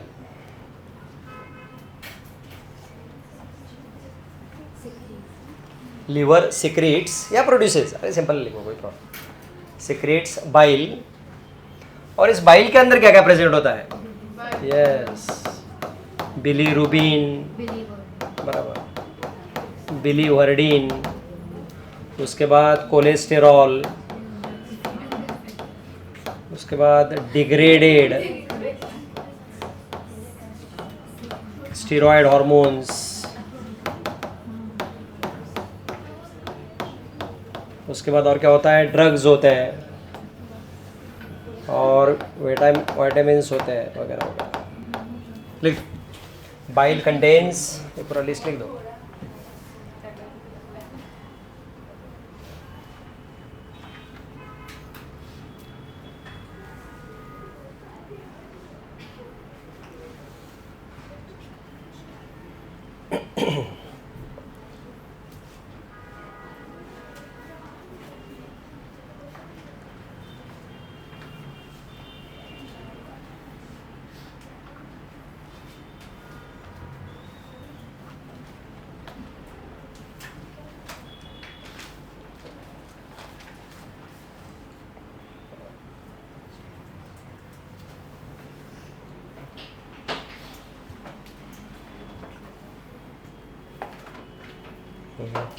थोड़ा सा रहेगा।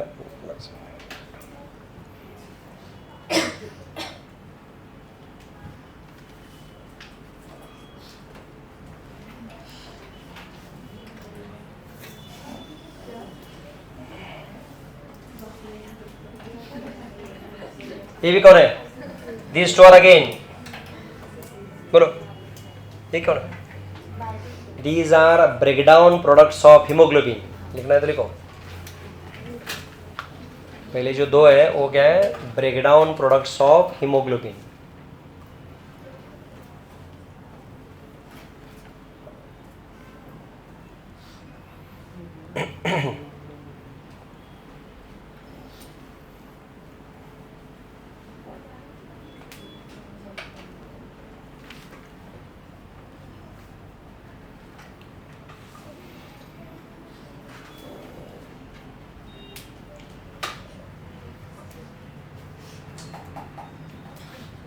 स्टेरॉयड हार्मोन कौन से होते हैं?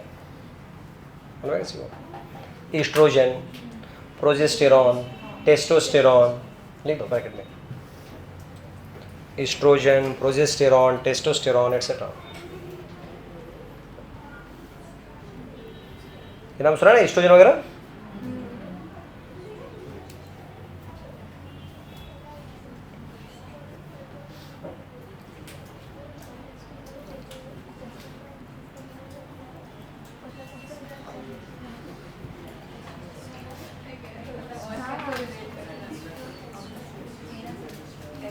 और कौन बताएगा बाइल का काम क्या होता है?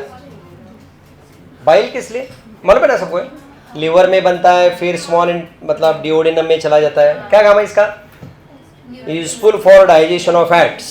लिख दो, bile is useful for digestion of fat.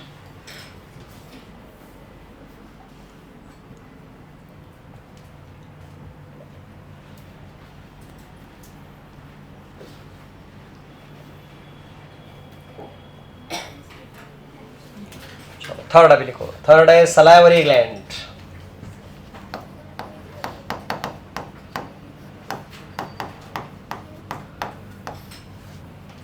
Salivary glands.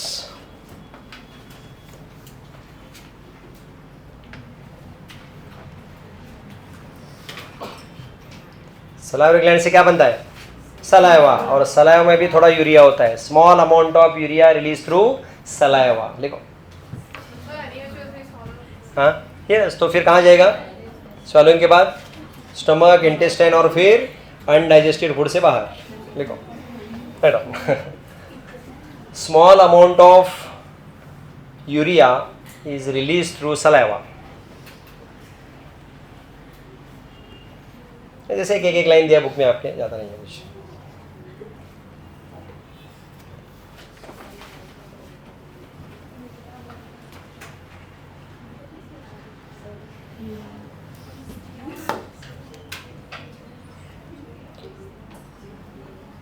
और फोर्थ ऑर्गन है हाँ skin. Fourth organ is skin.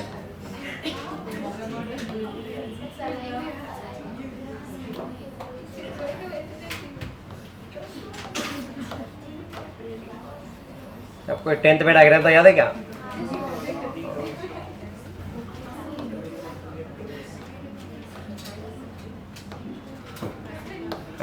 Skin है, स्किन में ये है स्वेट ग्लैंड.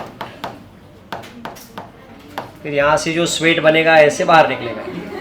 तो लिखो स्किन में फर्स्ट राइट स्वेट ग्लैंड, और इसका और एक नाम है सुडोरीफेरस ग्लैंड.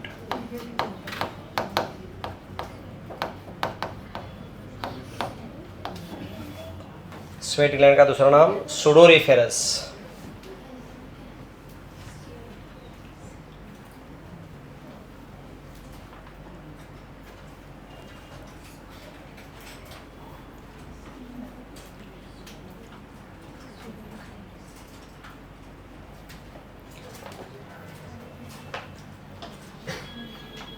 नेक्स्ट लिखो कंटेंट्स ऑफ स्वेट या कंपोजिशन ऑफ स्वेट.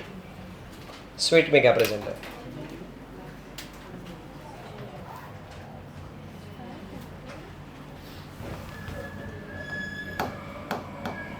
मतलब बहुत इजी करेगा. वाटर, सॉल्ट्स लाइक NaCl है, और स्मॉल अमाउंट ऑफ यूरिया होता है, लैक्टिक एसिड होता है, etcetera. Water, NaCl, urea, lactic acid.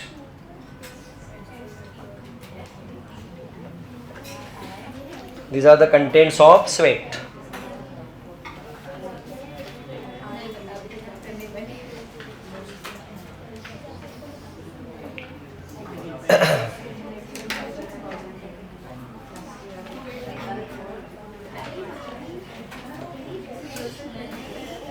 Next, functions of sweating.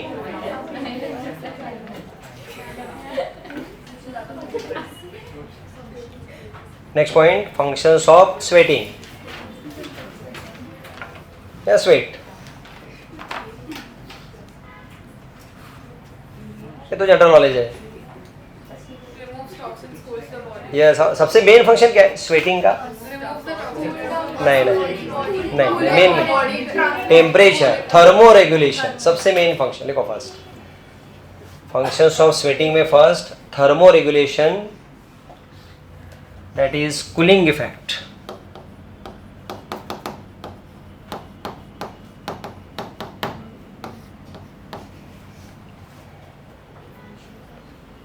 Thermoregulation, cooling effect मतलब मेंटेन टेम्परेचर.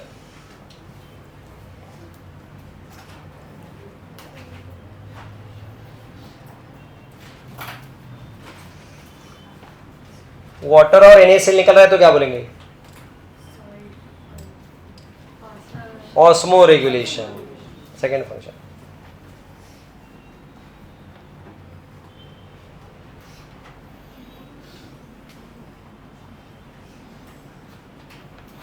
यूरिया निकल रहा है तो क्या बोलेंगे?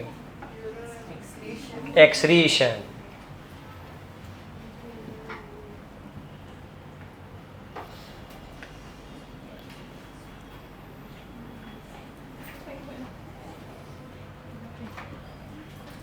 This is about sweat gland. दूसरे कौन से ग्लैंड होते हैं? हाँ बोलो बराबर. सीबेशियस ग्लैंड नाम सुना है ना ये, और ऑयल ग्लैंड. स्वेट ग्लैंड हो गया. स्किन में सेकेंड ग्लैंड्स होते हैं, ये लिखो सीबेशियस और oil gland.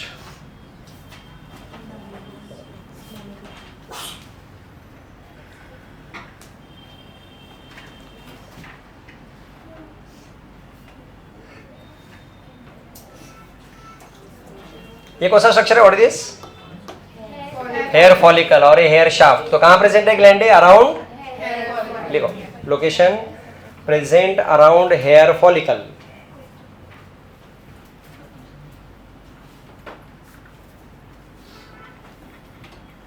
Present around hair follicle.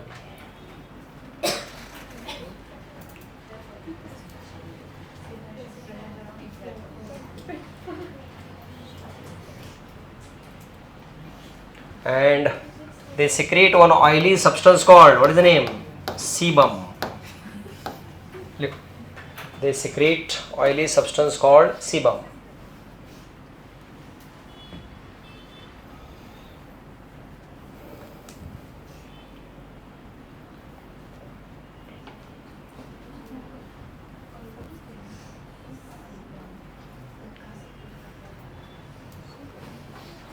और कंटेंट्स ऑफ सीबम, सीबम में क्या प्रेजेंट है? सीबम में सब ऑयली सब्सटेंस होते हैं, लाइक स्टीरॉल, हाइड्रोकार्बन्स, उसके बाद फैटी सब्सटेंसेस, वैक्सेस लाइक, लिख दो। Sebum contains sterols, hydrocarbons, waxes, oil.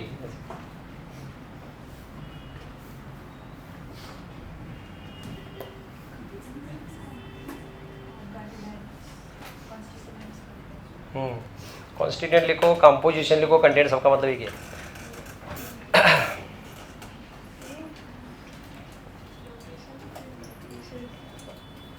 अब क्या होगा फिर? This sebum comes outside through this and spreads on the skin. क्या काम रहेगा सीबम का? It makes our skin and hair soft and moist. तो सीबम नहीं रहेगा तो क्या होता? अपनी स्किन में क्रैक्स आ जाते। ऐसा होता नहीं है बिकॉज ऑफ सीबम। तो हम बोलते हैं ना फेस ऑयली है, स्किन ऑयली है। ऑयल मतलब कौन होता है? सीबम होता है। देखो फंक्शंस में first, it makes skin and hair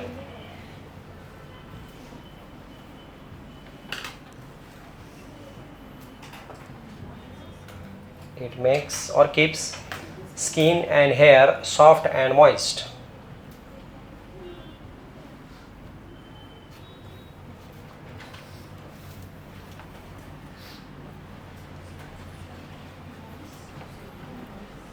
Skin and hair soft and moist. Second function, it prevents growth of pathogens. It prevents growth of pathogens.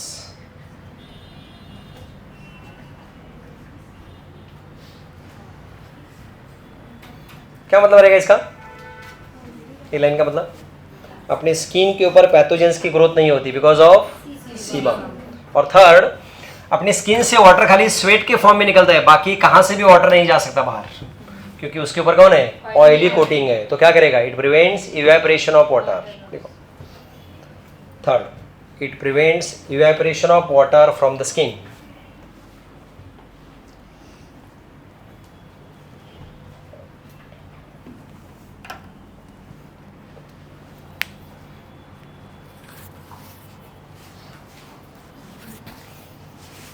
Okay, complete. This is about role of other organs. पढ़ लो, text book भी पढ़ते चलो, मतलब क्या चल रहा है देखो। सिंपल है ये पॉइंट तो बहुत इजी। अभी हो गया, मेन वो वही था क्या? यूरिन फॉर्मेशन, फिर वो करंट, काउंटर करंट और ये रेगुलेशन, बाकी अभी इजी।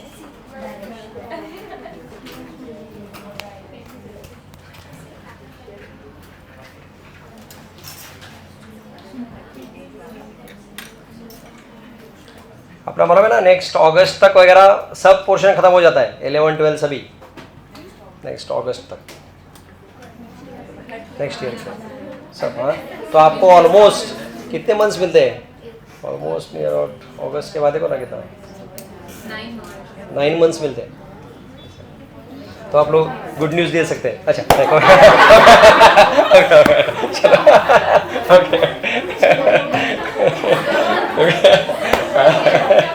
अरे नीट की रिजल्ट की, ओके चलो।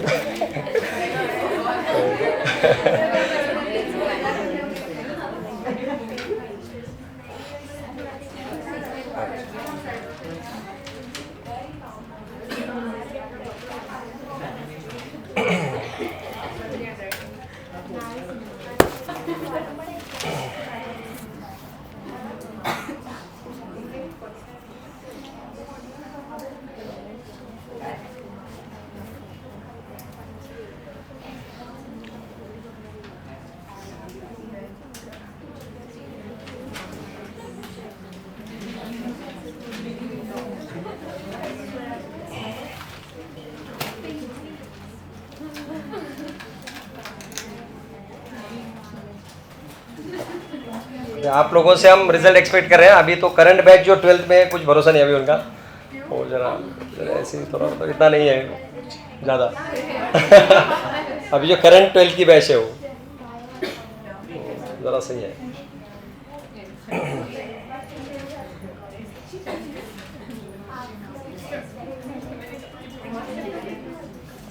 एक दो लोग हैं खाली, बाकी पूरा बैच में है।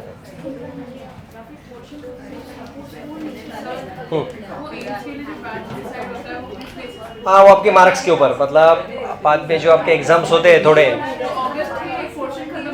हाँ उसके बाद यस अगस्त में जैसे पोर्शन कंप्लीट होता है ना, तो थोड़े फुल पोर्शन एग्जाम्स होते हैं, उसके थोड़े रैंक देके फिर डिसाइड करते हैं इस बैच में। इस बैच मतलब तो आज एक बैच के लिए जितने लगेंगे उतने सभी ब्रांच से आते लोग इधर, गोरेगांव, बोरीवली वगैरह से, पलाड़ वगैरह जो भी अपने ब्रांचेस है उन सबसे और यहाँ के सब मिला के एक बैच बनती है। ऐसा है। तो उसका फ़ायदा मोस्टली ये फिजिक्स केमिस्ट्री में ज़्यादा होता है, क्योंकि वापस रिवीजन हो जाता है। बायो में तो क्या ये पढ़ना है, एनसीईआरटी इज द बायोलॉजी, पहले पढ़ते रहो, लेकिन फ़ायदा होता है थोड़ा इन स्पेशल वगैरह, सब रिवाइज हो जाता है वापस। हाँ, अभी हम इसके बाद पढ़ेंगे हिमेशुरिया, अभी इसके बाद वही पढ़ेंगे। वो नहीं दिया है कहीं, बहुत कम है, थोड़ा सीखेंगे, लेकिन ज़्यादा नहीं दिया इसमें एनसीईआरटी में, फिर भी सीखेंगे। आपको सीईटी पे फ़ायदा होगा, इसलिए हम दूसरा देखेंगे। चलो, कोई डाउट है? एक थोड़ा शुरू करते, पॉइंट होगा नहीं लेकिन थोड़ा सा शुरू करते। चलो देखो हेडिंग, डिसऑर्डर्स।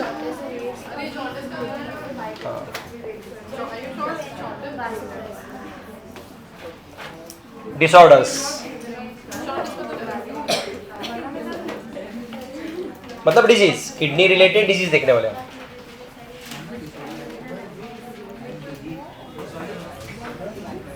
डिसऑर्डर्स लिखना तो देखो, excretory system, disorders of excretory system भी लिख सकते हो, कोई problem.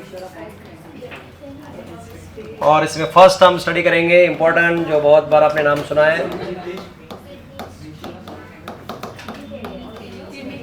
Yes, kidney failure.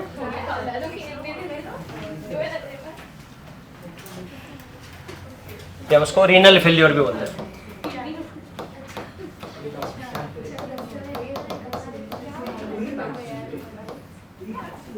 Renal failure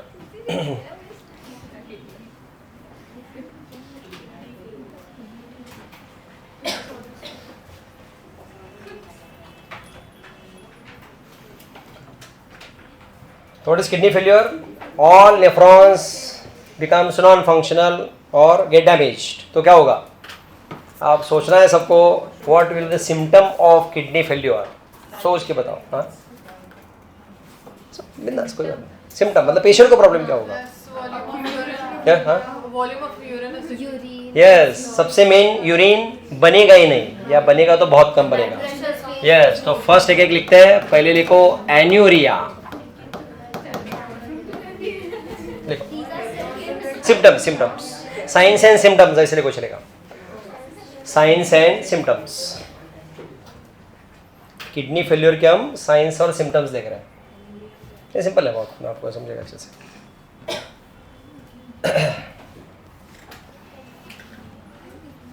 first लिखो एन्यूरिया, एन्यूरिया मतलब नो यूरिन, यूरिन बनेगा ही नहीं, या बहुत कम बनता है, उसको बोलते हैं ऑलिगोयूरिया। ऑलिगोयूरिया मतलब वेरी लेस यूरिन।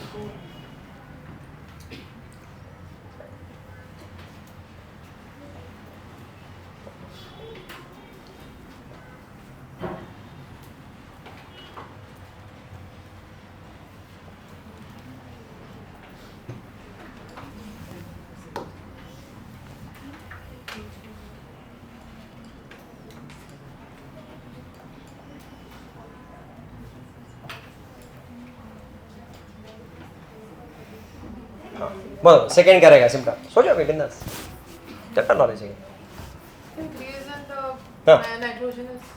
हाँ, तो बॉडी से यूरिन ही निकल रहा है, तो यूरिया कहाँ रहेगा? Then it is called uraemia.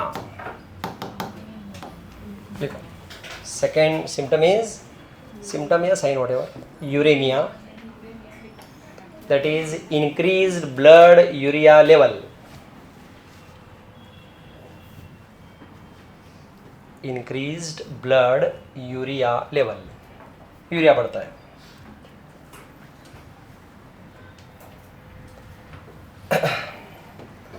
तो यूरिया के साथ हमने और एक देखा था, कौन होता है, क्रिएटिनिन, उसकी भी लेवल क्या होगी, यस लिखो, इंक्रीज ब्लड क्रिएटिनिन लेवल. हाँ नहीं, थर्ड पॉइंट बनाओ चलेगा, इंक्रीज ब्लड क्रिएटिनिन लेवल.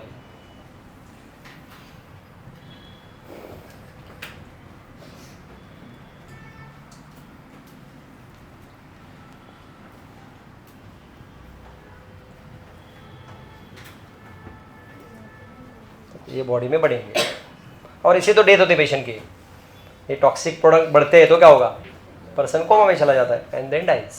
ये होता है. चलो नेक्स्ट, और क्या रहेगा, high blood pressure. Blood pressure बढ़ सकता है यस. और तो हम डायरेक्ट ऐसा लिखेंगे उससे रिलेटेड, कार्डियोवैस्कुलर डिजीज, मतलब उसका लोड हार्ट के ऊपर आएगा. क्यों बताओ कैसा लोड आएगा, लोड क्यों आएगा हार्ट के ऊपर. अब यूरिन ही बन रहा है तो बॉडी में कौन जमा होगा, फ्लूइड, सॉल्ट, सब जल, और उसको सर्कुलेट किसको करना पड़ रहा है, हार्ट को. लिखो कार्डियोवैस्कुलर डिजीज. फोर्थ, तो किडनी फेल होती है तो हार्ट फेल होता है. लिखो क्या,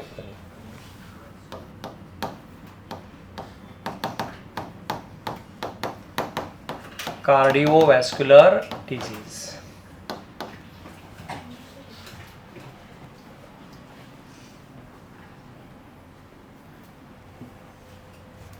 और बोलो और क्या, हाँ फिल्ट्रेशन का, इसलिए तो यूरिन नहीं बन रहा है. और क्या होगा, हाँ बोलो, ऑस्मो रेगुलेशन. तो इससे कैसे लिखेंगे, इलेक्ट्रोलाइट इम्बैलेंस. बॉडी में क्या होगा, यस लिखो, इलेक्ट्रोलाइट इम्बैलेंस.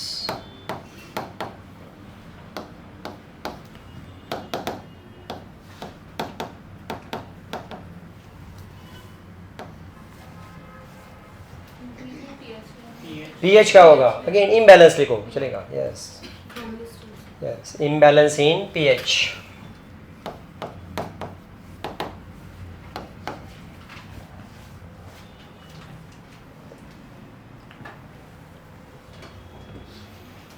और deficiency of certain hormones. Hormones कौन से कम होंगे, एरिथ्रोपोइटिन. तो क्या होगा, रेड ब्लड एनीमिया. एनीमिया. लिखो एनीमिया होगा पेशेंट को.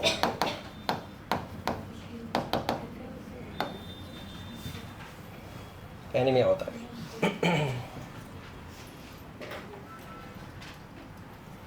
देखो हम खाली सोच के लिख रहे हैं, कुछ बाहर की जरूरत है. नेक्स्ट, ब्लड प्रेशर में हम इसमें लिया, कार्डियोवैस्कुलर में से आ गया. सबसे इंपॉर्टेंट बताओ, अगर यूरिन होगा नहीं तो क्या होगा, बॉडी में क्या बढ़ेगा, वाटर बढ़ेगा ना, और वाटर बढ़ेगा तो बॉडी के ऊपर स्वेलिंग आएगा. तो टिपिकल सिम्टम होता है किडनी फेल्योर में swelling all over the body. देखो उसको बोलते हैं हम एडिमा, नाम सुना है ना. लिखो oedema all over the body. Oedema मतलब स्वेलिंग. एनीमिया समझाना क्यों, आरबीसी कम बन जाएगा.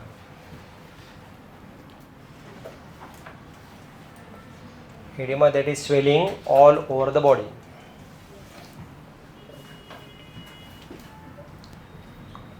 ये टिपिकल से. सो ऑलवेज रिमेंबर, किसी पर्सन या पेशेंट को फेस के ऊपर या लेग्स के ऊपर वगैरह स्वेलिंग दिख रहा है, so it might be kidney failure. Mostly face के ऊपर वगैरह आता है लोग, तो तुरंत हमें, हाँ फुट में भी आते हैं, तो नोटिस कौन सा होता है फेस पर. नहीं, कई बार क्या होता है, एक किडनी फेल होती है लेकिन एक किडनी के ऊपर नॉर्मल जी सकता है, तो उसमें प्रॉब्लम नहीं होता है. दोनों किडनी फेल हुए तभी किडनी फेल्योर बोलते हैं. एक किडनी फेल हो गई ना तो दूसरे किडनी के ऊपर नॉर्मल लाइफ जी सकता है, लेकिन एथलेटिक वर्क नहीं कर सकता.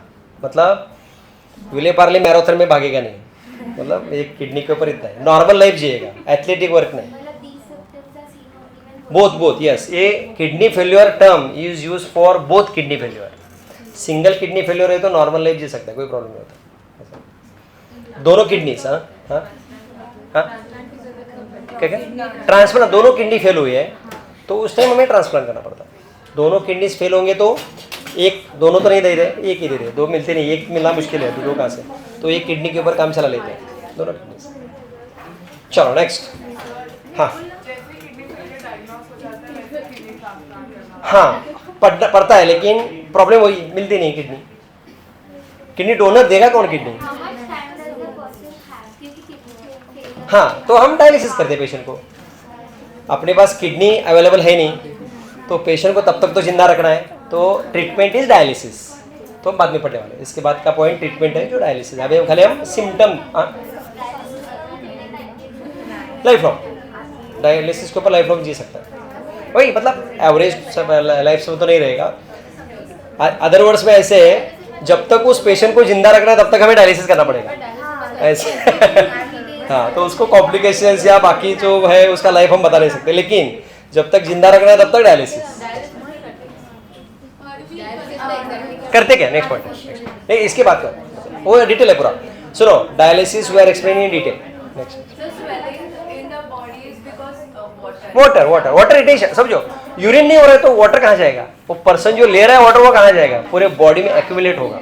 एक्यूमुलेट मतलब पूरे स्किन, फेस, लेग सब जगह स्वेलिंग होता है। That is the main symptom. तो सुनो, always remember, forget about the syllabus.